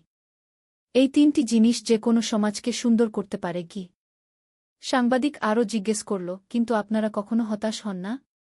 উত্তর এল, যখন কোনো কাজ আল্লাহর জন্য করা হয় তখন হতাশা আসে না। কারণ আমরা জানি যে আল্লাহ আমাদের সাথে আছেন গু। সপ্তবিংশ অধ্যায়, পরবর্তী প্রজন্ম। এরই মধ্যে যুবকটির নাতিনাতনীরা বড় হয়ে উঠল। তারাও তাদের পূর্বপুরুষদের মতো সৎ এবং দয়ালু হয়ে উঠল। একদিন যুবকটির এক নাতি জিজ্ঞেস করল, দাদু, আমাদের পরিবারে এতগুলো নেক মানুষ কেন? অন্য পরিবারে তো এমন দেখি না গে। যুবকটির বড় ছেলে, যিনি এখন বৃদ্ধ হয়ে গেছেন, উত্তর দিলেন, বৎস, এটা আল্লাহর রহমত। তোমাদের প্রপিতামহ একসময় ভুল পথে ছিলেন, কিন্তু তোমাদের পিতামহের কারণে তিনি সঠিক পথে এসেছিলেন। আর সেই থেকে আমাদের পরিবারে নেক আমলের ধারা চলে আসছে গু। মনে রেখো, নেক আমল একটি আমানত। একজন থেকে আরেকজনে পৌঁছে দিতে হয় গি। অষ্টাবিংশ অধ্যায়, জীবনের উদ্দেশ্য। একবার সেই শহরে একটি আলোচনা সভা হল। বিষয় ছিল, জীবনের উদ্দেশ্য কি? যুবকটির মেজ ছেলে সেই সভায় বক্তব্য রাখলেন। তিনি বললেন, আমাদের পিতা আমাদের একটি কথা শিখিয়েছিলেন, জীবনের প্রকৃত উদ্দেশ্য হচ্ছে আল্লাহর ইবাদত করা এবং মানুষের উপকার করা। আমাদের প্রপিতামহ ভেবেছিলেন যে সম্পদ সংগ্রহ করাই জীবনের উদ্দেশ্য। কিন্তু পরে তিনি বুঝতে পারলেন যে প্রকৃত সম্পদ হচ্ছে আল্লাহর সন্তুষ্টি গু। তিনি আরও বললেন, যে ব্যক্তি শুধু নিজের জন্য বাঁচে সে আসলে মরে থাকার সমান। আর যে ব্যক্তি অন্যের জন্য বাঁচে সে চিরকাল বেঁচে থাকে মানুষের হৃদয়ে গিয়ে। 29 অধ্যায়, কঠিন পরীক্ষা। একবার সেই অঞ্চলে দুর্ভিক্ষ দেখা দিল। বৃষ্টি হল না, ফসল নষ্ট হয়ে গেল। অনেক মানুষ খাবারের অভাবে কষ্ট পেতে লাগল। এই অবস্থায় যুবকটির পরিবার কি করবে তা নিয়ে চিন্তিত হয়ে পড়ল। তাদের কাছে কিছু সঞ্চয় ছিল, কিন্তু সেটা দিয়ে পুরো শহরের মানুষের সাহায্য করা সম্ভব নয়। যুবকটির ছোট ছেলে একটি প্রস্তাব দিলেন। তিনি বললেন, আমরা অন্য শহরে গিয়ে সাহায্য চাইতে পারি। আমরা বলব যে আমাদের এখানে দুর্ভিক্ষ হয়েছে গি। কিন্তু বড় ভাই বললেন, না, আমরা আগে আমাদের যা আছে তা দিয়ে সাহায্য করব। তারপর দেখা যাবে। 30 অধ্যায়, অলৌকিকতা। যুবকটির পরিবার তাদের সমস্ত সঞ্চয় দিয়ে মানুষদের মধ্যে খাবার বিতরণ করতে লাগল। তারা নিজেরা অর্ধাহারে অনাহারে থাকলেও অন্যদের পেট ভরানোর চেষ্টা করতে লাগল। এই দৃশ্য দেখে অন্য অঞ্চলের মানুষের হৃদয় গলে গেল। তারা ভাবল, এই পরিবার নিজেদের সর্বস্ব দিয়ে অন্যদের সাহায্য করছে। হঠাৎ করে দূরদূরান্ত থেকে খাবার নিয়ে মানুষ আসতে লাগল। কেউ চাল নিয়ে এল, কেউ ডাল নিয়ে এল, কেউ শাকসবজি নিয়ে এল। এক সপ্তাহের মধ্যে সেই শহরে এত খাবার জমা হল যে সবার জন্য যথেষ্ট হয়ে গেল। সবাই বলতে লাগল, এটা আল্লাহর কুদরত। যুবকটির পরিবার আল্লাহর জন্য ত্যাগ স্বীকার করেছে, তাই আল্লাহ তাদের সাহায্য করেছেন। 31 অধ্যায় গানের উৎস। দুর্ভিক্ষ কাটিয়ে ওঠার পর সেই শহরের মানুষ আরও বেশি ধর্মপরায়ণ হয়ে উঠল। তারা বুঝতে পারল যে আল্লাহর উপর ভরসা রাখলে তিনি কখনো তাদের অসহায় করে রাখেন না। যুবকটির ছোট ছেলে এবার একটি দারুল উলুম প্রতিষ্ঠা করলেন। সেখানে বিভিন্ন বয়সের মানুষ এসে কুরআন, হাদিস এবং ইসলামিক আইনশাস্ত্র শিখত। প্রতিদিন সকালে সেই দারুল উলুমে একটি বিশেষ দোয়ার আসর হতো। সেই দোয়ায় যুবকটি এবং তার বাবার জন্য বিশেষভাবে দোয়া করা হতো। একদিন এক ছাত্র জিজ্ঞেস করল, উস্তাদ, ওই যুবকটির গল্পটা আমাদের আবার বলুন। আমি সেই গল্প শুনে খুব অনুপ্রাণিত হই। উস্তাদ মুস্কি হেসে আবার সেই পুরনো গল্প বলতে শুরু করলেন। 31 অধ্যায় চিরন্তন বার্তা। বছরের পর বছর কেটে গেছে। যুবকটির সেই পরিবার এখন আর নেই। কিন্তু তাদের আদর্শ এবং শিক্ষা মানুষের হৃদয়ে চিরকালের জন্য স্থান করে নিয়েছে। সেই শহরে এখনও প্রতি শুক্রবার গরিব মানুষদের মধ্যে খাবার বিতরণ করা হয়। এখনও সেই হাসপাতালে বিনামূল্যে চিকিৎসা দেওয়া হয়। এখনও সেই দারুল উলুমে মানুষ দিন শিখে। একদিন এক বিদেশি পর্যটক সেই শহরে এসে অবাক হয়ে গেল। তিনি দেখলেন যে সেখানের প্রতিটি মানুষের মুখে হাসি, প্রত্যেকে একে অপরকে সাহায্য করে, কেউ মিথ্যা বলে না। তিনি জিজ্ঞেস করলেন, এই শহরের মানুষেরা এত ভালো কেন? একজন বৃদ্ধ উত্তর দিলেন, স্যার, এখানে একসময় একজন মহান মানুষ ছিলেন। তিনি আমাদের শিখিয়েছিলেন যে জীবনের প্রকৃত অর্থ হচ্ছে আল্লাহর সন্তুষ্টি অর্জন এবং মানবসেবা। আমরা সেই শিক্ষা অনুসরণ করে চলেছি। পর্যটক আরও জানতে চাইলেন, কিন্তু সেই মানুষটি এখন কোথায়? বৃদ্ধ আকাশের দিকে তাকিয়ে বললেন, তিনি এখন জান্নাতে। কিন্তু তার শিক্ষা আমাদের মধ্যে বেঁচে আছে। উপসংহার। এভাবেই একজন সত্যপরায়ণ যুবকের জীবন থেকে একটি পূর্ণ সভ্যতার জন্ম হল। তার সততা, দয়া এবং আল্লাহর প্রতি অবিচল বিশ্বাস শুধু তার নিজের জীবনকেই নয়, পুরো একটি সমাজকে পরিবর্তন করে দিল। এই গল্পের মূল শিক্ষা হল: ১. সততার শক্তি, সত্য কথা বলা এবং সৎ পথে চলা মানুষকে সম্মানের সাথে বাঁচতে শেখায়। ২. ত্যাগের মহিমা, যে ব্যক্তি আল্লাহর জন্য কিছু ত্যাগ করে, আল্লাহ তাকে তার চেয়ে ভালো কিছু দান করেন। ৩. ক্ষমার গুরুত্ব, কোনো মানুষই একদিন আলী সাহেব সোহেলের অফিসে এলেন। সোহেল তাকে দেখে অবাক হয়ে গেল। স্যার, আপনি এখানে? হ্যাঁ সোহেল, তোমার অফিস একবার দেখতে চাইলাম। খুব সুন্দর হয়েছে। আলী সাহেব পুরো অফিস ঘুরে দেখলেন। কর্মচারীদের সাথে কথা বললেন। তারপর সোহেলের রুমে এসে বসলেন। সোহেল, তুমি অনেক দূর এসেছ। মনে আছে 7 বছর আগে তুমি যখন আমার অফিসে প্রথম এসেছিলে? চা বানানোর কাজ করতে? হ্যাঁ স্যার, সব মনে আছে। আমি গর্বিত যে আমি তোমাকে একটা সুযোগ দিয়েছিলাম, আর তুমি সেই সুযোগকে কাজে লাগিয়েছ। জানো সফলতার মূল সূত্র কি? কি স্যার? কঠোর পরিশ্রম, সততা আর হাল না ছাড়া। তোমার মধ্যে এই 3টা গুণই আছে। সোহেল চোখে জল নিয়ে বলল, আপনি না থাকলে আজ আমি এখানে পৌঁছাতে পারতাম না স্যার। না সোহেল, আমি শুধু একটা দরজা খুলে দিয়েছিলাম। ভেতরে ঢুকে পথ তৈরি করেছ তুমি নিজে। আলী সাহেব চলে যাওয়ার আগে বললেন, আমার একটা বড় প্রজেক্ট আছে। একটা 20 ফ্লোর বিজনেস টাওয়ার। আমি চাই তুমি এই প্রজেক্টে আমার সাথে পার্টনার হও। 50-50। রাজি? সোহেল অবাক হয়ে গেল। এত বড় প্রজেক্ট? স্যার, আমার কি যথেষ্ট সামর্থ্য আছে? আছে, আমি বিশ্বাস করি। সোহেল রাজি হয়ে গেল। এটা তার জীবনের সবচেয়ে বড় প্রজেক্ট হবে। ৫০ অধ্যায় বড় চ্যালেঞ্জ। 20 ফ্লোর বিজনেস টাওয়ারের কাজ শুরু হল। এটা সোহেলের জীবনের সবচেয়ে বড় চ্যালেঞ্জ। প্রজেক্টের বাজেট প্রায় 10 করোড় টাকা। সোহেলকে 5 করোড় টাকা ইনভেস্ট করতে হবে। সোহেল তার সব সঞ্চয়ে, ব্যাংক লোন আর কিছু ইনভেস্টর থেকে টাকা জোগাড় করল। এটা একটা বিশাল ঝুঁকি। যদি প্রজেক্ট ব্যর্থ হয়, সব শেষ। মিনা চিন্তিত ছিল। সোহেল, এত বড় ঝুঁকি নেওয়া ঠিক হবে? মিনা, জীবনে বড় কিছু করতে হলে ঝুঁকি নিতে হয়। আমি এই সুযোগ হাতছাড়া করতে চাই না। কিন্তু যদি কিছু ভুল হয়? ভুল হবে না। আমি আলী সাহেবের সাথে আছি। উনি আমাকে গাইড করবেন। প্রজেক্ট শুরু হল। প্রথম 6 মাস সব ভালোই চলছিল। কাজ সময়মতো হচ্ছে, বাজেট ঠিক আছে। কিন্তু 7 মাসের মাথায় একটা বড় সমস্যা দেখা দিল। একজন প্রধান ইনভেস্টর হঠাৎ তার টাকা ফেরত চাইলেন। তিনি অন্য একটা জরুরি কাজে টাকা লাগবে বলে জানালেন। 1 করোড় টাকা ফেরত দিতে হবে। সোহেল বিপদে পড়ে গেল। 1 করোড় টাকা এখন কোথায় পাবে? প্রজেক্টের সব টাকা ঢেলে দিয়েছে। সে আলী সাহেবের সাথে কথা বলল। আলী সাহেব বললেন, চিন্তা করো না, আমি ব্যবস্থা করছি। কিন্তু আলী সাহেবও বড় একটা প্রজেক্টে আটকে আছেন। তার হাতে লিকুইড ক্যাশ নেই। সোহেল অন্য ব্যাংক থেকে লোন নেওয়ার চেষ্টা করল। কিন্তু ব্যাংক বলল, ইতিমধ্যে তার অনেক লোন আছে, নতুন লোন দিতে পারবে না। সোহেল রাতে ঘুমাতে পারছিল না। খাওয়া দাওয়া বন্ধ করে দিয়েছিল। মিনা তাকে দেখে খুব চিন্তিত হয়ে গেল। সোহেল, প্লিজ নিজেকে এভাবে শেষ করে ফেলো না। কোনো একটা রাস্তা বের হবেই কি। কিন্তু সোহেল কোনো রাস্তা দেখতে পাচ্ছিল না। ইনভেস্টর 15 দিন সময় দিয়েছে। 15 দিনের মধ্যে টাকা ফেরত না দিলে তিনি আইনি ব্যবস্থা নেবেন। 10 দিন কেটে গেল।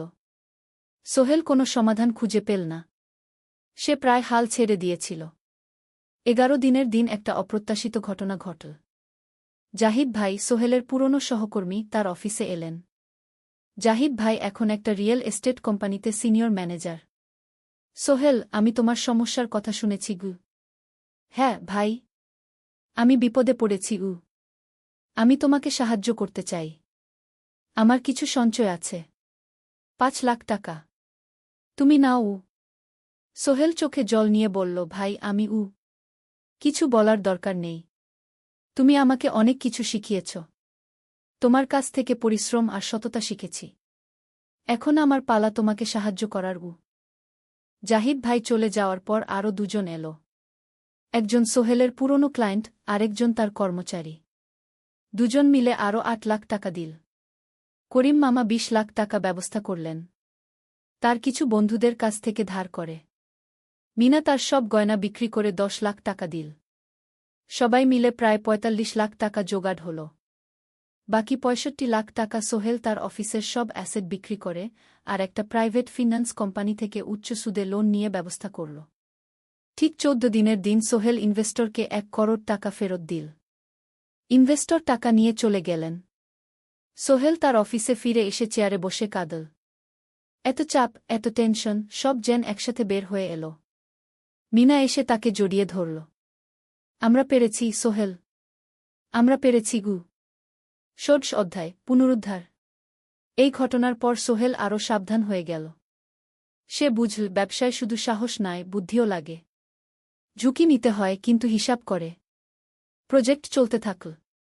এবার সোহেল আরও সতর্কতার সাথে সবকিছু পরিচালনা করল। প্রতিটা খরচ হিসাব করল, প্রতিটা সিদ্ধান্ত ভেবেচিন্তে নিল। আরও 1 বছর পর 20 ফ্লোর বিজনেস টাওয়ার সম্পন্ন হল। চমৎকার বিল্ডিং, শহরের অন্যতম সুন্দর ভবন। বিল্ডিংয়ের উদ্বোধন অনুষ্ঠানে শহরের মেয়র এলেন। অনেক ব্যবসায়ী, সাংবাদিক এল। সোহেলের নাম পত্রিকায় ছাপা হল। স্বপ্নের শহরে এক তরুণ উদ্যোক্তার সফলতার গল্প। প্রজেক্ট থেকে সোহেলের লাভ হল প্রায় 2 করোড় টাকা। এই টাকা দিয়ে সে সব ঋণ শোধ করল। জাহিদ ভাইয়ের টাকা ফেরত দিল। করিম মামার ঋণ শোধ করল। যারা সাহায্য করেছিল সবাইকে টাকা ফেরত দিল। মিনার জন্য নতুন গয়না কিন। আরও সুন্দর। তার মাকে গ্রামে একটা নতুন পাকা বাড়ি বানিয়ে দিল। মা কাঁদতে কাঁদতে বললেন, তোর বাবা বেঁচে থাকলে কত খুশি হতো।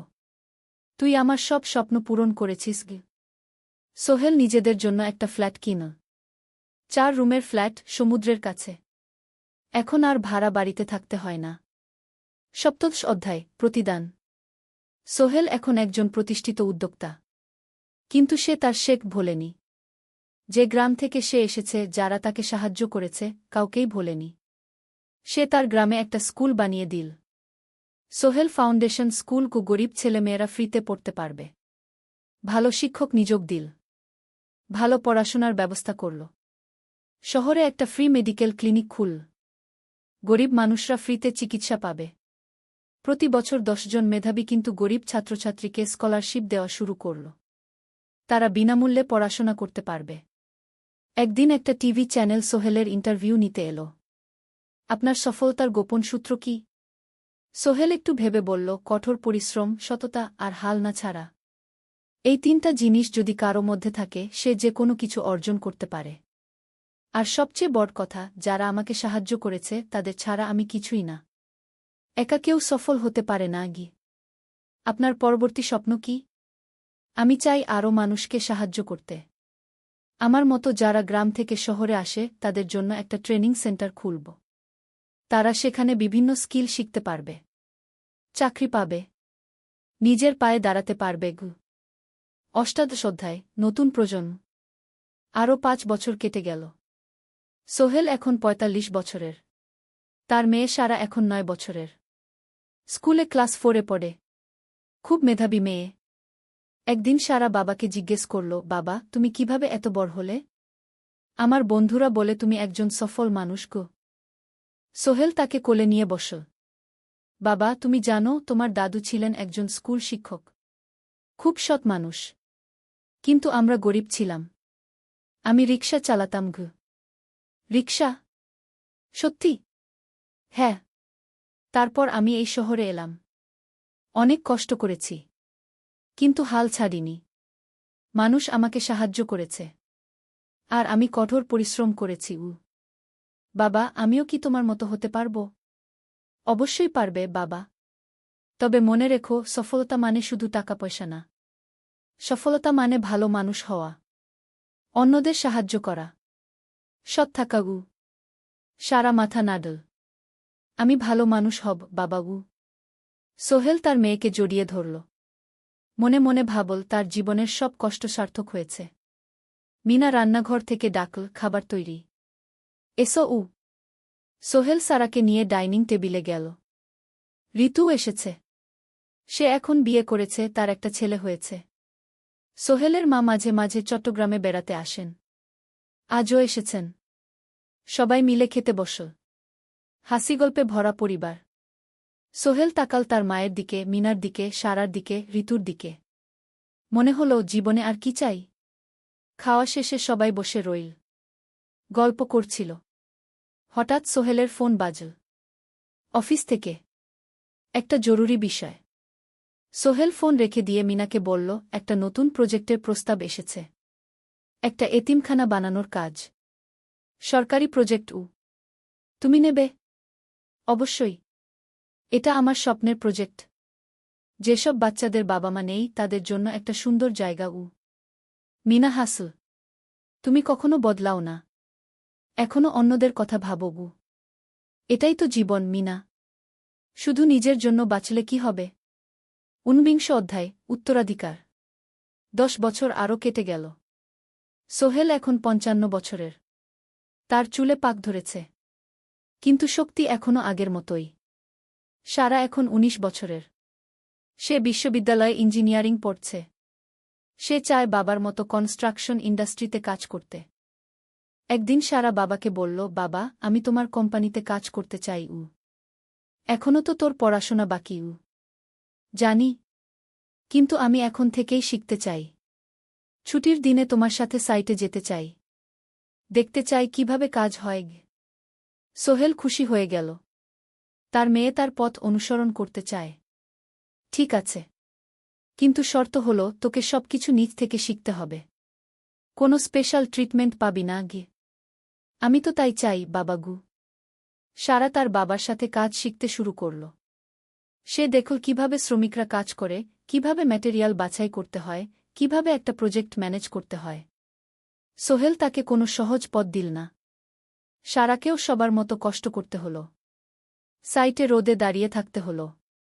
শ্রমিকদের সাথে কথা বলতে হল। কিন্তু সারা হাল ছাড়ল না। সে তার বাবার মেয়ে। পরিশ্রম করতে জানে। 3 বছর পর সারা গ্রাজুয়েট হল। সে সোহেলের কোম্পানিতে জুনিয়র প্রজেক্ট ম্যানেজার হিসেবে যোগ দিল। সোহেল ধীরে ধীরে সারাকে বড় দায়িত্ব দিতে শুরু করল। সারা তার বাবার মতোই সৎ, পরিশ্রমী। 20 অধ্যায়, সমাপ্তি নয়, নতুন শুরু। আরও 5 বছর পর। সোহেল এখন 60 বছরের। সে সিদ্ধান্ত নিল, এবার অবসর নেওয়ার সময় এসেছে। কোম্পানির দায়িত্ব সারাকে দেবে। একটা অনুষ্ঠান করা হল। সোহেল আনুষ্ঠানিকভাবে কোম্পানির চেয়ারম্যান পদ থেকে অবসর নিল। সারা হল নতুন ম্যানেজিং ডিরেক্টর। সোহেল তার বক্তব্যে বলল, আমি যখন এই শহরে এসেছিলাম আমার পকেটে ছিল মাত্র ৫,০০০ টাকা, একটা ছোট্ট ব্যাগ আর অনেক স্বপ্ন। আজ ৪০ বছর পর আমি পেছনে ফিরে তাকাই, দেখি একটা দীর্ঘ পথ।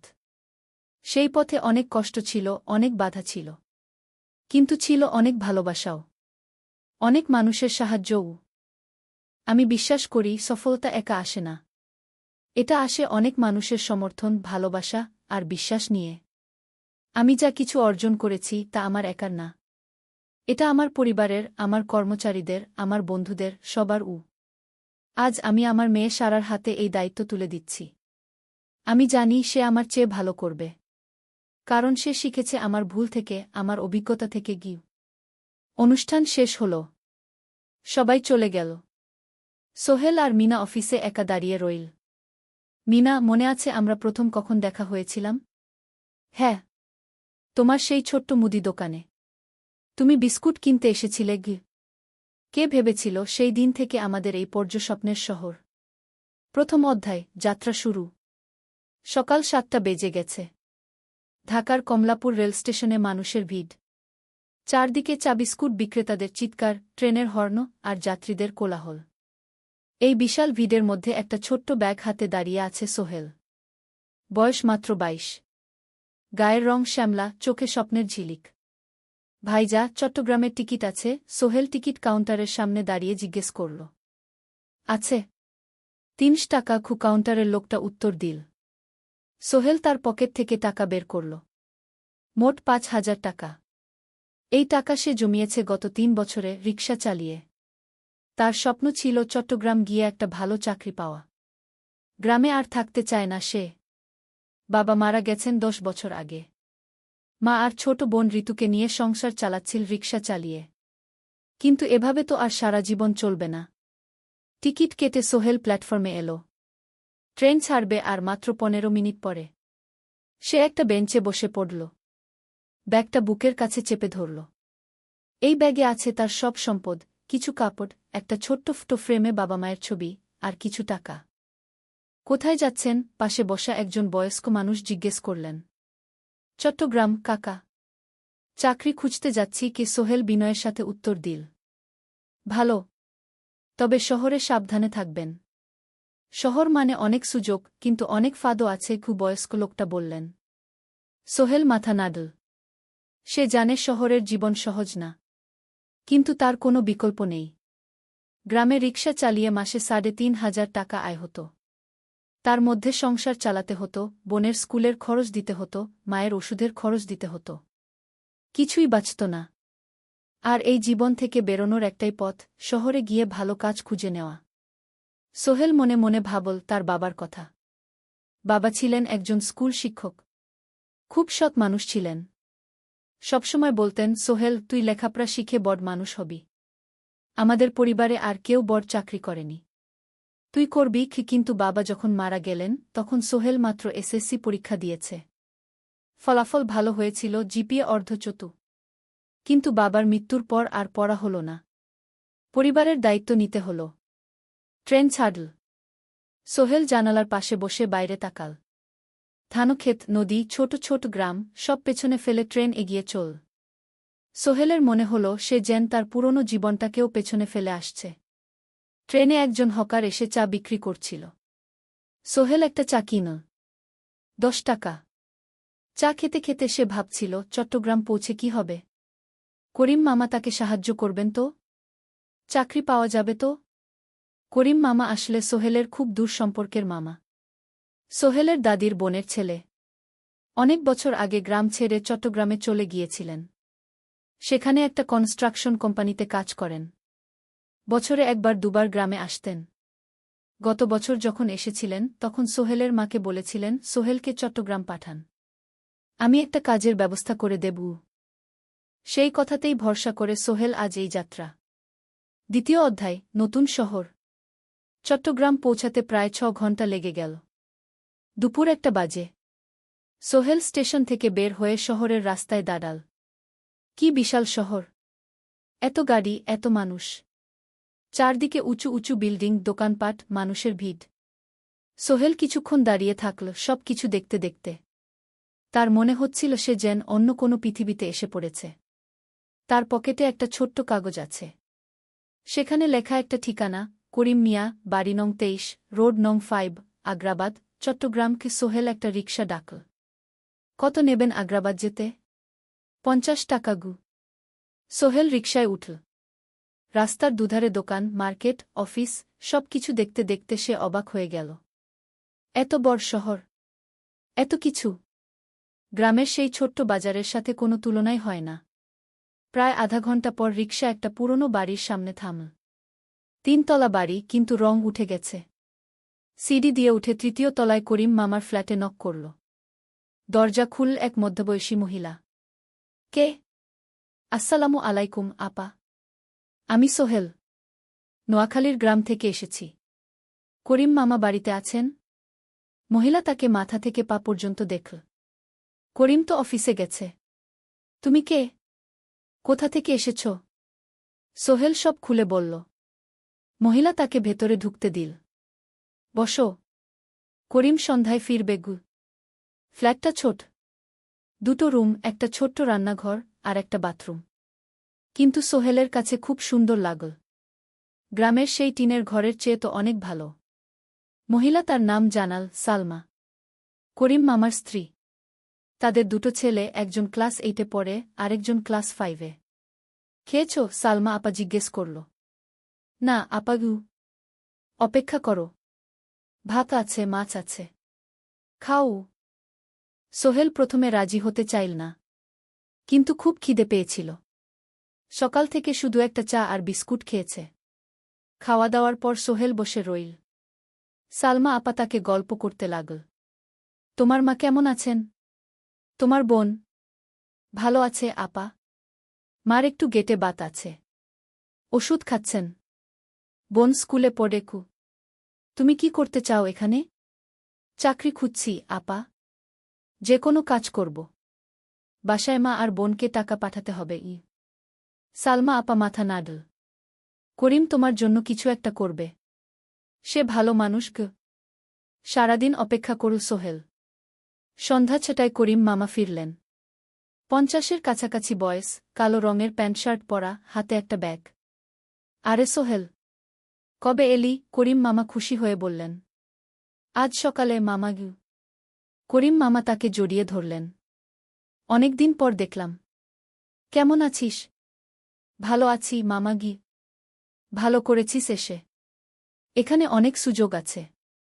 তোর জন্য একটা কাজের ব্যবস্থা করে দেব। তবে প্রথমে কয়েকদিন এখানে থাক। শহরটা একটু চিনে নে। তারপর কাজে যোগ দিবি। সোহেলের মনে আসার আলো জ্বল। সে ভাবল হয়তো তার ভাগ্য এবার পাল্টাবে। 3য় অধ্যায়, প্রথম চাকরি। 1 সপ্তাহ পরে করিম মামা সোহেলকে তার কোম্পানিতে নিয়ে গেলেন। কোম্পানির নাম আলামিন কনস্ট্রাকশন। অফিসটা শহরের কেন্দ্রে, 5 তলা একটা বিল্ডিংয়ের দোতলায়। মালিক আলী সাহেব। 50-এর কাছাকাছি বয়স, মোটা চেহারা, চোখে সোনার ফ্রেমের চশমা। বড়লোক মানুষ, কিন্তু খুব কড়া। এই ছেলেটাকে কি কাজে লাগাবেন? আলী সাহেব করিম মামাকে জিজ্ঞেস করলেন। স্যার, ও আমার আত্মীয়। গ্রাম থেকে এসেছে। খুব পরিশ্রমী। যে কোনো কাজে লাগাতে পারেন। আলী সাহেব সোহেলের দিকে তাকালেন। তুমি কি পড়েছ? Sir, SSC pass. জিপিএ অর্ধচতু। হুম। ভালো। কম্পিউটার চালাতে পারো? না স্যার, পারি না। কিন্তু শিখতে চাই। আলী সাহেব একটু ভাবলেন। ঠিক আছে। তোমাকে অফিসের কাজে রাখব। ফাইল গুছানো, চা বানানো, কাগজপত্র নিয়ে যাওয়া না, এসব। মাসে 5,000 টাকা। রাজি আছো? জি স্যার। সোহেল খুশি হয়ে গেল। 5,000 টাকা। রিকশা চালিয়ে 3,500 পেত। এখানে 5,000। কাজ শুরু হলো পরদিন থেকে। সকাল 8টায় অফিসে যেতে হয়, ফিরতে হয় সন্ধ্যা 7টায়। প্রথম দিন সোহেল ঘুম থেকে উঠল ভোর 5টায়। তৈরি হয়ে 7:30টায় অফিসের উদ্দেশ্যে বের হল। করিম মামার বাড়ি থেকে অফিস প্রায় 5 কিলোমিটার। বাসে যেতে হয়। অফিসে পৌঁছে সোহেল দেখল সেই প্রথম আলী সাহেব এখনো আসেননি। অফিস খোলা ছিল না। 8-10 মিনিট পর একজন লোক এসে অফিস খুল। তুমি নতুন? জি। আমি সোহেল গু। আমি জাহিদ, অ্যাসিস্ট্যান্ট ম্যানেজার। এসও। জাহিদ ভাই সোহেলকে সব কিছু দেখাল। অফিসে মোট 6 জন কর্মচারী। 2 জন ইঞ্জিনিয়ার, একজন অ্যাকাউন্ট্যান্ট, একজন অ্যাসিস্ট্যান্ট ম্যানেজার, জাহিদ ভাই, একজন রিসেপশনিস্ট, আর এখন সোহেল। সোহেলের কাজ শুরু হলো চা বানানো দিয়ে। তারপর অফিস পরিষ্কার করা, ফাইল গুছানো, কাগজপত্র এক জায়গা থেকে আরেক জায়গায় নিয়ে যাওয়া। কাজ কঠিন না, কিন্তু সারাদিন দৌড়ঝাঁপ করতে হয়। দুপুরে খাবারের জন্য আধা ঘন্টা বিরতি। সোহেল একটা ছোট হোটেলে গিয়ে ভাতরাল তরকারি খেল। 50 টাকা। সন্ধ্যায় অফিস বন্ধ হল। সোহেল ক্লান্ত হয়ে বাসায় ফিরল। কেমন লাগল প্রথম দিন? করিম মামা জিজ্ঞেস করলেন। ভালো মামা। অনেক কিছু শিখলাম গ। প্রথম মাসের শেষে সোহেল বেতন পেল 5,000 টাকা। সে 3,000 টাকা মাকে পাঠাল। মা ফোনে কাঁদতে লাগলেন। আল্লাহ তোকে ভালো রাখুক সোহেল। সোহেলের চোখেও জল এলো। তার মনে হল সে একটা বড় কাজ করতে পেরেছে। 4র্থ অধ্যায়, শহরের জীবন। 3 মাস কেটে গেল। সোহেল এখন শহরের সাথে মিশে গেছে। প্রতিদিন অফিসে যাও আসার পথে সে দেখে হাজারো মানুষের জীবন। কেউ সফল, কেউ ব্যর্থ, কিন্তু সবাই চলছে নিজের পথে। সোহেল অফিসের কাজের পাশাপাশি কম্পিউটার শেখার চেষ্টা করছে। অফিসে একটা কম্পিউটার আছে। যখন কেউ ব্যবহার করে না, তখন সোহেল একটু একটু শিখার চেষ্টা করে। জাহিদ ভাই তাকে সাহায্য করেন। সোহেল, তুমি যদি কম্পিউটার ভালোভাবে শিখতে পারো, তাহলে তোমার ভবিষ্যৎ উজ্জ্বল। জাহিদ ভাই একদিন বললেন। কিভাবে শিখব ভাই? ট্রেনিং সেন্টারে যাও। সন্ধ্যায় ক্লাস আছে। মাসে 2,000 টাকা লাগবে গে। সোহেল ভাবল। 2,000 টাকা অনেক, কিন্তু এটা বিনিয়োগ, ভবিষ্যতের জন্য। সে একটা ট্রেনিং সেন্টারে ভর্তি হল। সপ্তাহে 3 দিন, সন্ধ্যা 7:30 থেকে রাত 9টা পর্যন্ত ক্লাস। কম্পিউটারের basic, MS Word, Excel, PowerPoint, internet ব্যবহার। একদিন অফিস থেকে ফেরার সময় সোহেল একটা দোকানে চা খেতে গেল। দোকানের পাশেই একটা ছোট্ট মুদি দোকান। সেখানে একটা মেয়ে বসে আছে। বয়স হবে 20-এর কাছাকাছি। সাদাসিধে চেহারা, সাদা শাড়ি পরা, কিন্তু চোখে এক ধরনের দৃঢ়তা। ভাইজা, 1 প্যাকেট বিস্কুট দেন কি? সোহেল বলল। মেয়েটা বিস্কুট দিল। 20 টাকা। সোহেল টাকা দিয়ে যাচ্ছিল, হঠাৎ মেয়েটা বলল, আপনি নতুন এসেছেন এই এলাকায়, তাই না? হ্যাঁ। 3 মাস হল। কিভাবে বুঝলেন? আপনার চেহারা দেখেই বোঝা যায়। এখনও গ্রামের ছোঁয়া আছে। আর আপনি প্রতিদিন এই পথ দিয়ে যান। দেখেছি কি? মেয়েটা হাসল। সোহেলও হেসে ফেলল। আপনি খুব পর্যবেক্ষক মনে হচ্ছে গি। জীবনে অনেক কিছু দেখেছি, তাই মানুষকে চিনতে শিখেছি গ। আপনার নাম? মিনা। এই দোকান আমার বাবার। উনি অসুস্থ, তাই আমি দেখছি গু। সেদিন থেকে সোহেল প্রায়ই সেই দোকানে যেতে শুরু করল। মিনার সাথে গল্প করত। ধীরে ধীরে তাদের মধ্যে একটা বন্ধুত্ব তৈরি হল। মিনাও তার জীবনের গল্প বলল। মিনার মা মারা গেছেন যখন সে মাত্র 7 বছরের। বাবা আব্দুল হামিদ একা হাতে মিনাকে বড় করেছেন। মুদি দোকান দিয়ে সংসার চালান। মিনা কলেজে পড়ে, অনার্স 2nd ইয়ার। সকালে কলেজে যায়, দুপুরে ফিরে এসে দোকান সামলায়। বাবার হার্টের সমস্যা আছে, তাই ভারী কাজ করতে পারেন না। তোমার স্বপ্ন কি? একদিন সোহেল জিজ্ঞেস করল। গ্র্যাজুয়েশন শেষ করে একটা ভালো চাকরি করব। তারপর বাবাকে ভালো চিকিৎসা করাব। তুমি? আমিও চাকরি করে পরিবারকে ভালোভাবে দেখভাল করতে চাই। মা আর বোনকে নিয়ে শহরে আনব একদিন গু। দুজনেই নিজেদের স্বপ্নের কথা বলতে গিয়ে বুঝল তাদের স্বপ্ন অনেকটা একই রকম। 5ম অধ্যায়, বিপদ। 6 মাস কেটে গেল। সোহেল এখন আলী সাহেবের খুব প্রিয় কর্মচারী। সে শুধু চা বিস্কুট দেওয়ার কাজই করে না, এখন কম্পিউটারেও কিছু কাজ শিখেছে। ছোটখাটো টাইপিং, ডেটা এন্ট্রি, এসব করতে পারে। আলী সাহেব খুশি হয়ে তার বেতন বাড়িয়ে 8,000 টাকা করে দিয়েছেন। একদিন রাতে সোহেল অফিস থেকে ফিরছিল। সেদিন একটু দেরি হয়ে গেছে। রাত প্রায় 9টা। সাধারণত সোহেল সন্ধ্যা 7:30টায় ফিরে।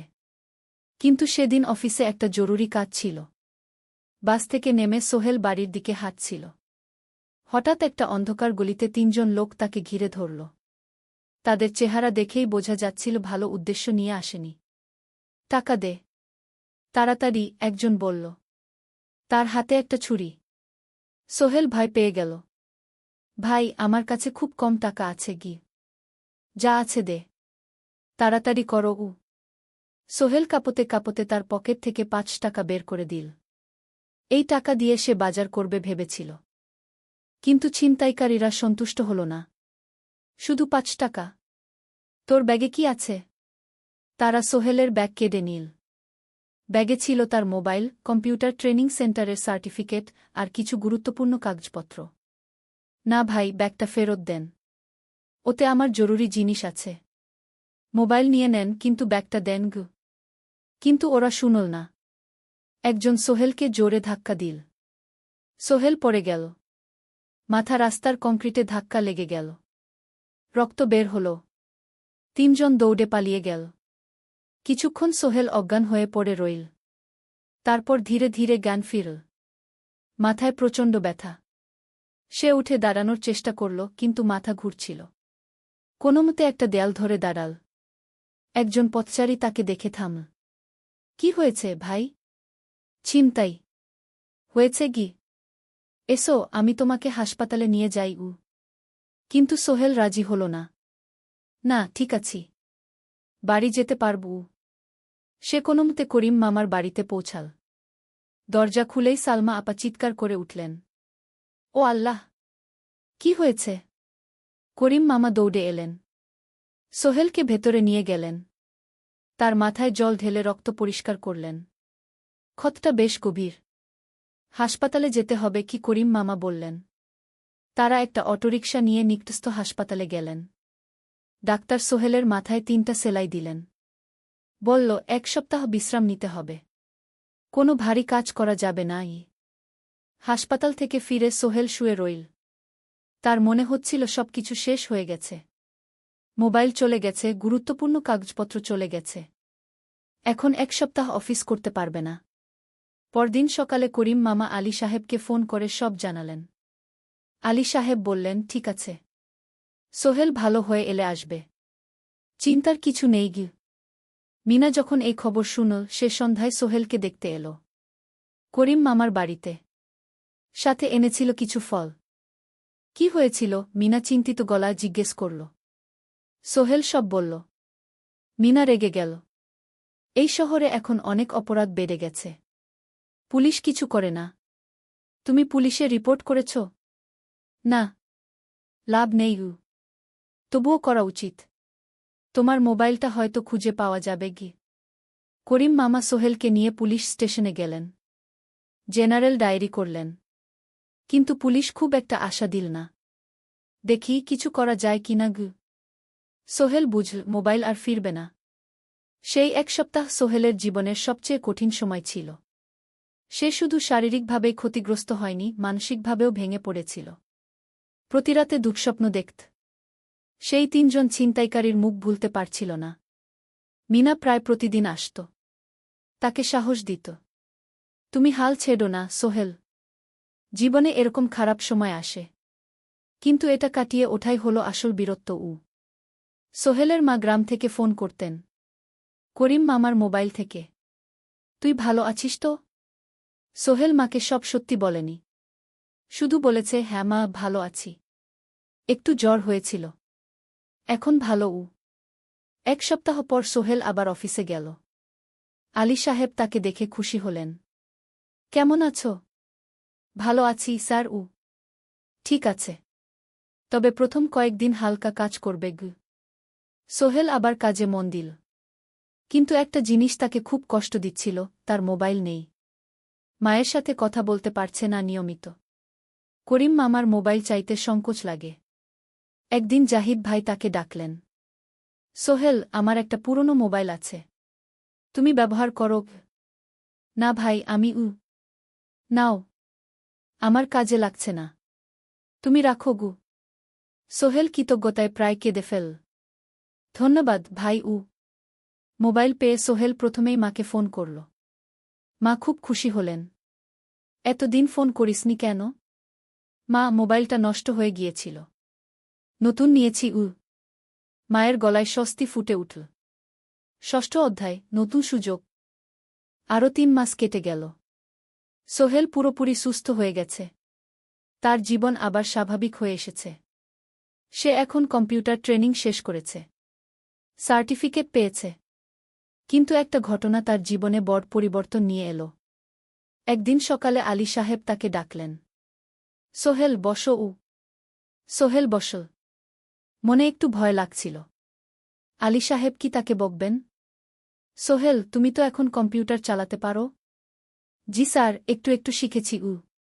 ভালো। আমি তোমার কাজ দেখছি। তুমি খুব পরিশ্রমী আর সৎ। আমাদের কোম্পানিতে এরকম মানুষের দরকার। সোহেল কিছু বুঝতে পারছিল না। আমি তোমাকে একটা সুযোগ দিতে চাই। আমাদের কোম্পানি একটা ট্রেনিং প্রোগ্রাম চালু করছে নতুন কর্মচারীদের জন্য। 6 মাসের কোর্স। কম্পিউটার অ্যাকাউন্টিং, ভবন নির্মাণের হিসাব নিকাশ, প্রজেক্ট ম্যানেজমেন্ট সব শিখবে। কোম্পানি সব খরচ দেবে। ট্রেনিংয়ের সময় তোমার বেতনও চলবে।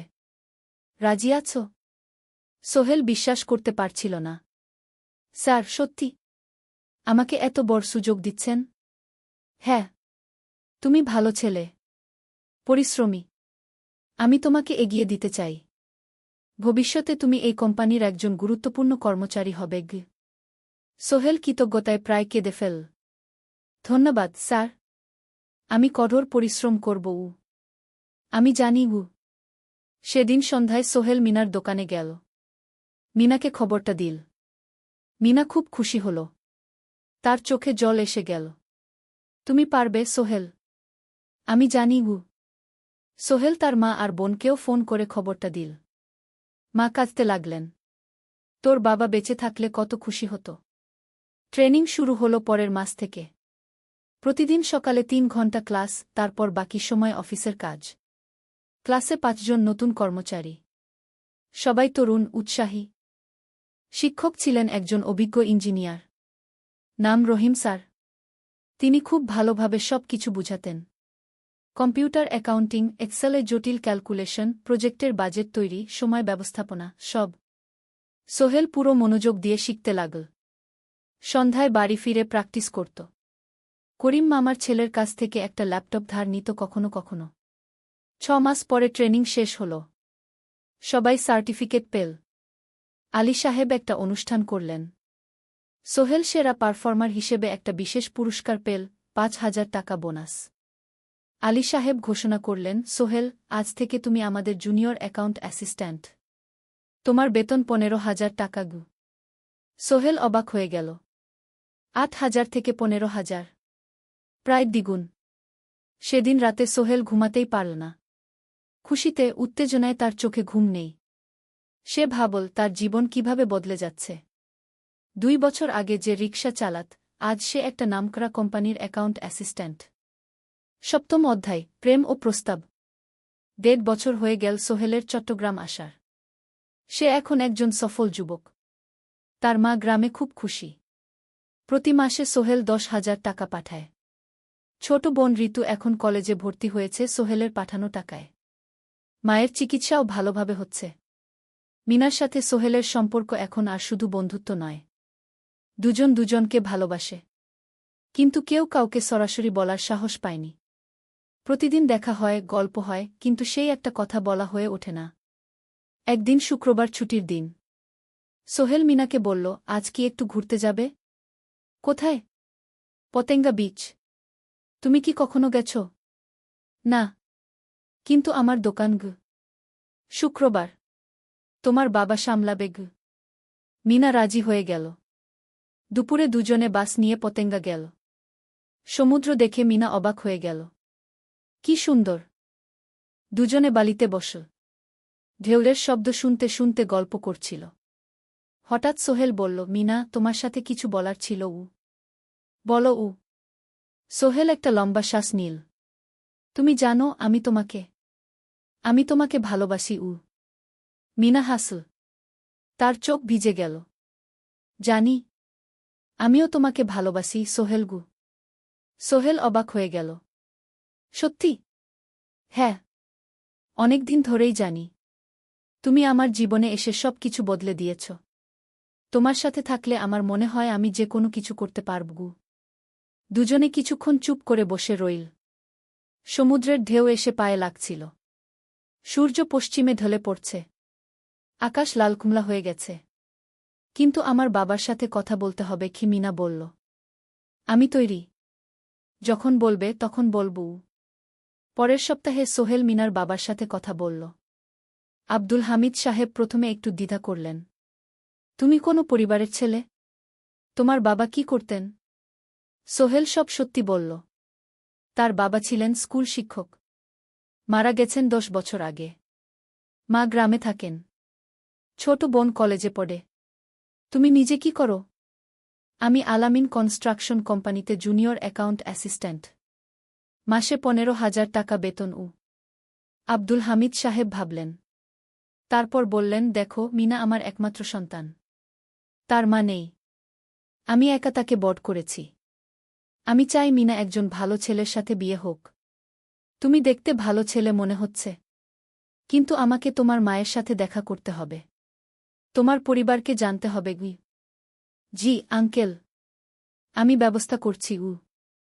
সোহেল খুশিতে আটখানা। সে সেদিন রাতেই তার মাকে ফোন করল। মাকে সব বলল। মা প্রথমে অবাক হলেন। তারপর খুশি হলেন। মিনা মেয়েটা কেমন? খুব ভালো মা। তুমি দেখলে পছন্দ করবে। ঠিক আছে। আমি আর ঋতু আসছি চট্টগ্রাম। 2 সপ্তাহ পর সোহেলের মা আর বোন চট্টগ্রাম এল। সোহেল তাদের নিয়ে মিনার বাড়িতে গেল। 2 পরিবার একসাথে বসল। মিনার বাবা সোহেলের মাকে দেখে খুশি হলেন। সোহেলের মা সহজ সরল ভদ্রমহিলা। আপনার ছেলে খুব ভালো। মিনা তাকে পছন্দ করে। আমিও রাজি। আব্দুল হামিদ সাহেব বললেন। আমার সোহেল সৎ ছেলে। মিনাকে খুব ভালোবাসে। আমি জানি ও মিনাকে সুখে রাখবে। কি সোহেলের মা বললেন। বিয়ের তারিখ ঠিক হল 3 মাস পর। এই 3 মাসে সোহেল যথেষ্ট টাকা জমাবে। বিয়ে হবে সাদামাটা কিন্তু সুন্দর। 8ম অধ্যায় নতুন পথ। 3 মাস কেটে গেল দ্রুত। সোহেল প্রতিদিন কঠোর পরিশ্রম করছিল। অফিসে তার কাজের প্রশংসা হচ্ছে। আলী সাহেব তাকে এখন ছোটখাটো প্রজেক্টের হিসাব দেখতে দিচ্ছেন। সোহেল তার সঞ্চিত টাকা দিয়ে বিয়ের আয়োজন করল। বিয়ে হল মিনার বাড়ির কাছের একটা কমিউনিটি সেন্টারে। খুব বেশি লোক আসেনি। 2 পরিবারের আত্মীয় স্বজন আর অফিসের কয়েকজন সহকর্মী। কিন্তু অনুষ্ঠান ছিল খুব সুন্দর।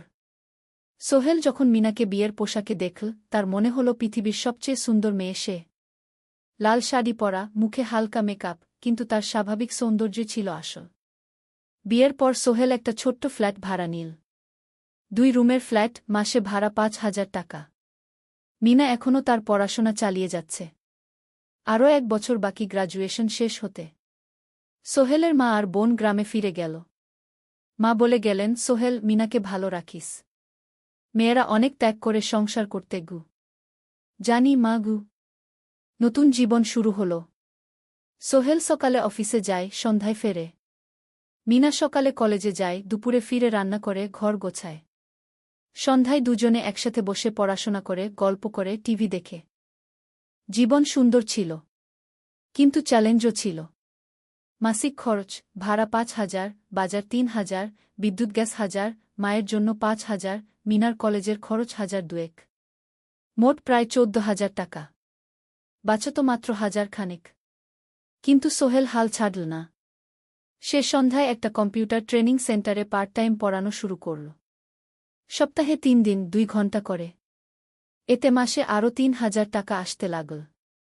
মিনাও বসে থাকল না। সে বাড়িতে বসে কয়েকজন স্কুলের ছাত্রছাত্রীকে টিউশন পড়াতে শুরু করল। মাসে 2,000 টাকা আয়। এভাবে কেটে গেল 6 মাস। দুজন মিলে পরিবার চালাচ্ছে, স্বপ্ন দেখছে। একদিন সোহেল বলল, মিনা, আমি একটা নতুন স্বপ্ন দেখছি। কি? আমি নিজে একটা ছোট্ট কনস্ট্রাকশন কোম্পানি খুলতে চাই। ছোট ছোট প্রজেক্ট নেব। বাড়ি মেরামত, ছোট বিল্ডিং বানানো, এসব। তোমার কি যথেষ্ট অভিজ্ঞতা আছে? আছে। আমি 2 বছর ধরে এই কাজের সাথে জড়িত। অনেক কিছু শিখেছি। আর আলী সাহেবও আমাকে সাহায্য করবেন গু। কিন্তু টাকা কোথায়? কোম্পানি খুলতে তো অনেক টাকা লাগবে গি। আমি জমাচ্ছি। আরও 1 বছর কাজ করব। তারপর চেষ্টা করব। মিনা তাকে সমর্থন দিল। তুমি পারবে। তোমার মধ্যে সেই শক্তি আছে গি। নবম অধ্যায়, চ্যালেঞ্জের সময়। কিন্তু ভাগ্য সবসময় অনুকূলে থাকে না। সোহেল যখন স্বপ্ন দেখছিল নিজের কোম্পানি খোলার, তখনই একটা বড় সমস্যা এলো। আলী সাহেবের কোম্পানি একটা বড় প্রজেক্ট পেয়েছিল। একটা 10তলা বিল্ডিং বানানোর কাজ। কিন্তু প্রজেক্টের প্রধান ইনভেস্টর হঠাৎ পালিয়ে গেল। তিনি কোম্পানির কাছ থেকে প্রায় 50 লাখ টাকা নিয়ে গেছেন, কিন্তু কাজ শেষ হয়নি। কোম্পানি বড় ক্ষতির মুখে পড়ল। আলী সাহেব অনেক কর্মচারীকে ছাঁটাই করতে বাধ্য হলেন। প্রায় 10 জনকে চাকরি থেকে বাদ দিলেন। বাকিদের বেতন কমাতে হল। সোহেলকে আলী সাহেব ডেকে বললেন, সোহেল, আমি তোমাকে রাখতে চাই। তুমি বিশ্বস্ত কর্মচারী। কিন্তু তোমার বেতন কমাতে হবে। 15,000 থেকে 10,000 সোহেল মনে মনে চিন্তায় পড়ে গেল। 10,000 টাকায় সংসার চলবে কিভাবে? মায়ের খরচ, ভাড়া, বাজার সব মিলিয়ে তো 14,000 টাকা লাগে। কিন্তু সে কিছু বলল না। ঠিক আছে স্যার। বাড়ি ফিরে সোহেল মিনাকে সব বলল। মিনা চিন্তিত হয়ে গেল। এখন কি হবে? চিন্তা করো না। আমি পার্ট টাইম টিউশনির সময় বাড়াব। আর তুমিও বেশি করে টিউশন নাও। কিন্তু আমার তো পড়াশোনাও আছে গি। জানি। কিন্তু এখন এটাই করতে হবে গু। সোহেল সন্ধ্যায় আরও 2টো জায়গায় পার্ট টাইম কাজ খুঁজল। একটা দোকানের সন্ধ্যায় হিসাব দেখার কাজ পেল। মাসে 2,000 টাকা। আরেকটা জায়গায় সপ্তাহান্তে কম্পিউটার রিপেয়ারের কাজ পেল। মাসে 1,500 টাকা। মিনাও 3 জন নতুন স্টুডেন্ট নীল টিউশনে। তার আয় বাড়ল 2,000 থেকে 3,500-এ। কঠিন সময় ছিল। সোহেল সকাল 8টায় অফিসে যেত, সন্ধ্যা 6টায় ফিরত। তারপর একটু বিশ্রাম নিয়ে 7:30টায় বের হতো পার্ট টাইম কাজে। রাত 10টায় বাড়ি ফিরত। রবি সোমবার কম্পিউটার রিপেয়ারের কাজ। মিনাও সকালে কলেজে যেত, দুপুরে ফিরে রান্না করত, তারপর বিকেলে টিউশন পড়াত। রাতে খাওয়া দাওয়ার পর পড়াশোনা করত। দুজনেরই শরীর খারাপ হতে শুরু করল। সোহেল একদিন অফিসে অজ্ঞান হয়ে পড়ে গেল। ডাক্তার দেখাতে নিয়ে গেল। ডাক্তার বলল, অতিরিক্ত পরিশ্রম। শরীরে পুষ্টির অভাব। ঠিকমতো খাচ্ছেন না মনে হচ্ছে গি। সত্যি কথা, খরচ বাঁচাতে সোহেল আর মিনা অনেক সময় কম খেত। মাংস মাছ কিনত সপ্তাহে 1 দিন। বাকি সময় শাকসবজি, ডাল। মিনা সোহেলকে বলল, আর নয় সোহেল। তুমি এভাবে নিজেকে শেষ করে ফেলছ। আমার পড়াশোনা বন্ধ করে দিই। আমি ফুল টাইম চাকরি করি গি। না, সোহেল জোর দিয়ে বলল। তোমার পড়াশোনা বন্ধ হবে না। আরও মাত্র 6 মাস বাকি। তুমি গ্রাজুয়েট হবেই গি। কিন্তু তুমি আমি ঠিক হয়ে যাব। চিন্তা করো না গে। কিন্তু পরিস্থিতি আরও খারাপ হলো যখন সোহেলের মায়ের অসুখ হল। হার্টের সমস্যা। হাসপাতালে ভর্তি করতে হল। খরচ 50,000 টাকা। সোহেলের হাতে এত টাকা কোথায়? সে করিম মামার কাছে ধার চাইল। করিম মামা 20,000 টাকা দিলেন। বাকি 30,000 টাকা সোহেল একটা এনজিও থেকে ঋণ নিল। সুদের হার মাসে 2%। মায়ের চিকিৎসা হল। তিনি সুস্থ হয়ে গেলেন। কিন্তু সোহেল এখন ঋণের বোঝায় পড়ে গেল। প্রতি মাসে 3,000 টাকা করে কিস্তি দিতে হবে। সেই রাতে সোহেল আর মিনা বিছানায় শুয়ে কথা বলছিল। সোহেল বলল, মিনা, আমি মনে হয় ভুল করেছি। শহরে এসে বিয়ে করে তোমাকে কষ্টে ফেলেছি গু। মিনা তার হাত ধরল। না সোহেল, তুমি ভুল করনি। জীবনে এরকম খারাপ সময় আসে। কিন্তু এটা কাটিয়ে ওঠাই হলো আসল শক্তি। আমরা একসাথে আছি। একসাথে থাকব। সব কিছু ঠিক হয়ে যাবে। মিনার কথায় সোহেল একটু সাহস পেল। হ্যাঁ, হাল ছাড়া যাবে না। 10ম অধ্যায়, আলোর দিকে। 3 মাস পরে পরিস্থিতি একটু ভালো হতে শুরু করল। আলী সাহেবের কোম্পানি একটা নতুন প্রজেক্ট পেল। একটা স্কুল বিল্ডিং বানানোর কাজ। কোম্পানি আবার স্থিতিশীল হতে শুরু করল। আলী সাহেব সোহেলকে ডেকে বললেন, সোহেল, আমি তোমার কঠোর পরিশ্রম দেখেছি। খারাপ সময়েও তুমি কোম্পানি ছেড়ে যাওনি। আমি কৃতজ্ঞ। আজ থেকে তোমার বেতন আবার 15,000 টাকা গু।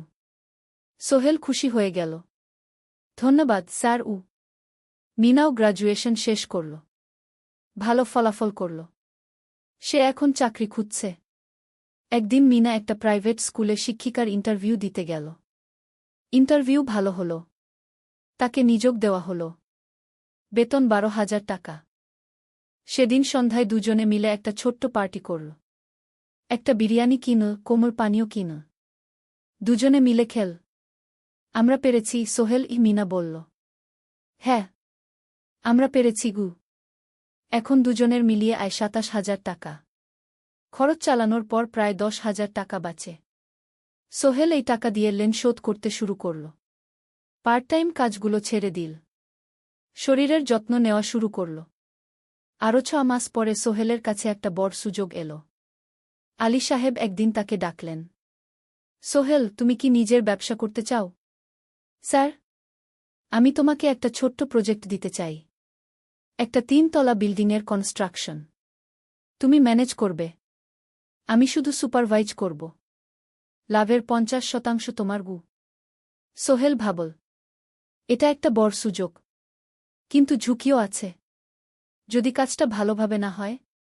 স্যার, আমি চেষ্টা করব। কিন্তু যদি ভুল হয়? ভুল হবে না। আমি তোমার উপর বিশ্বাস রাখছি। তুমি পারবে গু। সোহেল রাজি হয়ে গেল। এই প্রজেক্ট তার জীবনে টার্নিং পয়েন্ট হতে পারে। একাদশ অধ্যায়, স্বপ্ন পূরণের পথে। পরের 6 মাস সোহেল খুব কঠোর পরিশ্রম করল। প্রজেক্টটা ম্যানেজ করা সহজ ছিল না। শ্রমিক নিযোগ, ম্যাটেরিয়াল কেনা, কাজের তদারকি, সময়মতো কাজ শেষ করা, সব দায়িত্ব তার। প্রথম 2 মাস খুব চাপের মধ্যে গেল। একদিন একজন শ্রমিক কাজ করতে গিয়ে আহত হল। সোহেল তাকে হাসপাতালে নিয়ে গেল, তার চিকিৎসার খরচ দিল। এতে প্রজেক্টের বাজেট একটু বাড়ল, কিন্তু সোহেল জানত এটা করা দরকার। আরেকদিন ভুল ম্যাটেরিয়াল ডেলিভারি হল। সোহেল সেগুলো ফেরত পাঠাল, সঠিক জিনিস আনাল। এতে 3 দিন দেরি হল, কিন্তু কাজের মান ঠিক রইল। মিনা তাকে সবসময় সাপোর্ট করছিল। সে এখন চাকরিতে স্থিতিশীল। স্কুলের বাচ্চারা তাকে পছন্দ করে। প্রিন্সিপাল তার কাজে খুশি। প্রজেক্ট শেষ হল 6 মাসে। সময়মতো, বাজেটের মধ্যে। বিল্ডিংয়ের মালিক খুব খুশি হলেন। তিনি আলী সাহেবকে ধন্যবাদ দিলেন। আলী সাহেব বললেন, ধন্যবাদ আমাকে না, এই ছেলেকে দিন। সোহেল পুরো প্রজেক্ট ম্যানেজ করেছে গু। প্রজেক্ট থেকে মোট লাভ হল 3 লাখ টাকা। সোহেল পেল 1.5 লাখ টাকা। তার জীবনে এত টাকা এই প্রথম। সে করিম মামার ঋণ শোধ করল। এনজিওর বাকি ঋণ শোধ করল। তারপর তার মাকে 50,000 টাকা পাঠাল। মা দিয়ে গ্রামের বাড়িটা একটু মেরামত করাল, বোন ঋতুর জন্য একটা ল্যাপটপ কিনল। বাকি টাকা দিয়ে সোহেল একটা ব্যাংক অ্যাকাউন্টে জমা রাখল। ভবিষ্যতের জন্য। আলী সাহেব সোহেলকে আরও 2টো প্রজেক্ট দিলেন। এবার একটু বড়। সোহেল আত্মবিশ্বাসের সাথে সেগুলোও শেষ করল। 2 বছর পরে সোহেল সিদ্ধান্ত নিল, এবার নিজের কোম্পানি খোলার সময় এসেছে। দ্বাদশ অধ্যায়, নতুন শুরু। সোহেল তার সব জমানো টাকা দিয়ে একটা ছোট্ট অফিস ভাড়া নিল। 2 রুমের অফিস। একটা রুমে কাজের জায়গা, আরেকটায় ছোট্ট মিটিং রুম। অফিসের সামনে একটা বোর্ড লাগাল, Sohel construction and development. Mina তাকে সাহায্য করছিল। সে অফিসের অ্যাকাউন্টস দেখত সন্ধ্যায় স্কুল থেকে ফিরে। দুজন মিলে একটা টিম। প্রথমে ছোট ছোট কাজ নিল। বাড়ি মেরামত, দোকান সংস্কার, ছোট বিল্ডিং কনস্ট্রাকশন। কাজের মান ভালো রাখার চেষ্টা করল। সময়মতো শেষ করল। দাম ন্যায্য রাখল।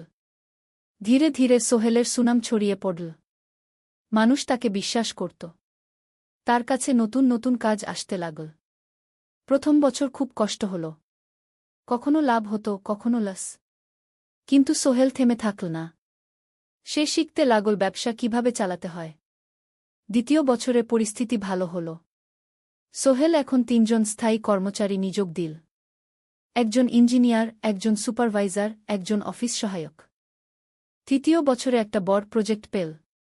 একটা স্কুল বিল্ডিং বানানোর কাজ। 5 তলা বিল্ডিং। সোহেল পুরো মনোযোগ দিয়ে কাজটা করল। শ্রমিকদের ভালো বেতন দিল, ভালো ম্যাটেরিয়াল ব্যবহার করল, সময়মতো কাজ শেষ করল। স্কুল কর্তৃপক্ষ খুব খুশি হল। তারা সোহেলের কাজের প্রশংসা করল।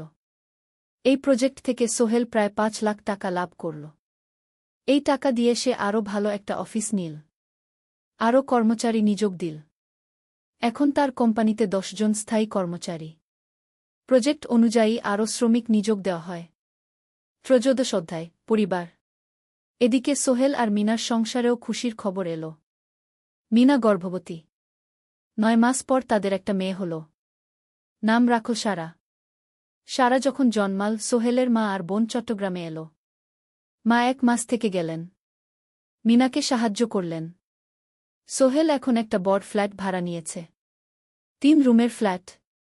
একটা রুমে সোহেল, মিনা, একটায় সারা, আরেকটায় অতিথি রুম।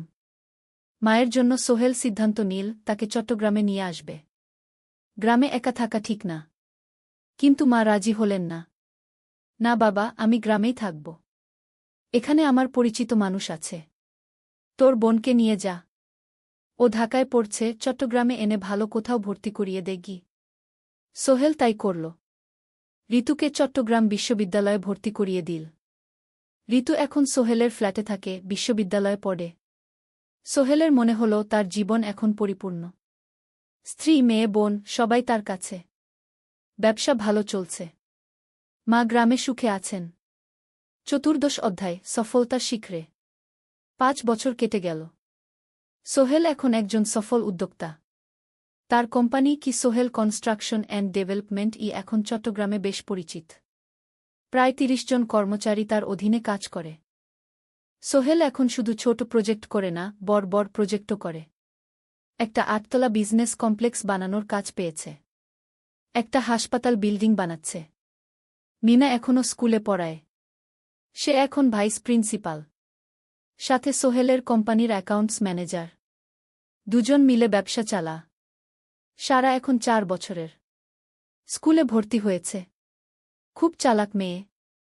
ঋতু বিশ্ববিদ্যালয় থেকে গ্রাজুয়েট হয়ে একটা ব্যাংকে চাকরি পেয়েছে। একদিন আলী সাহেব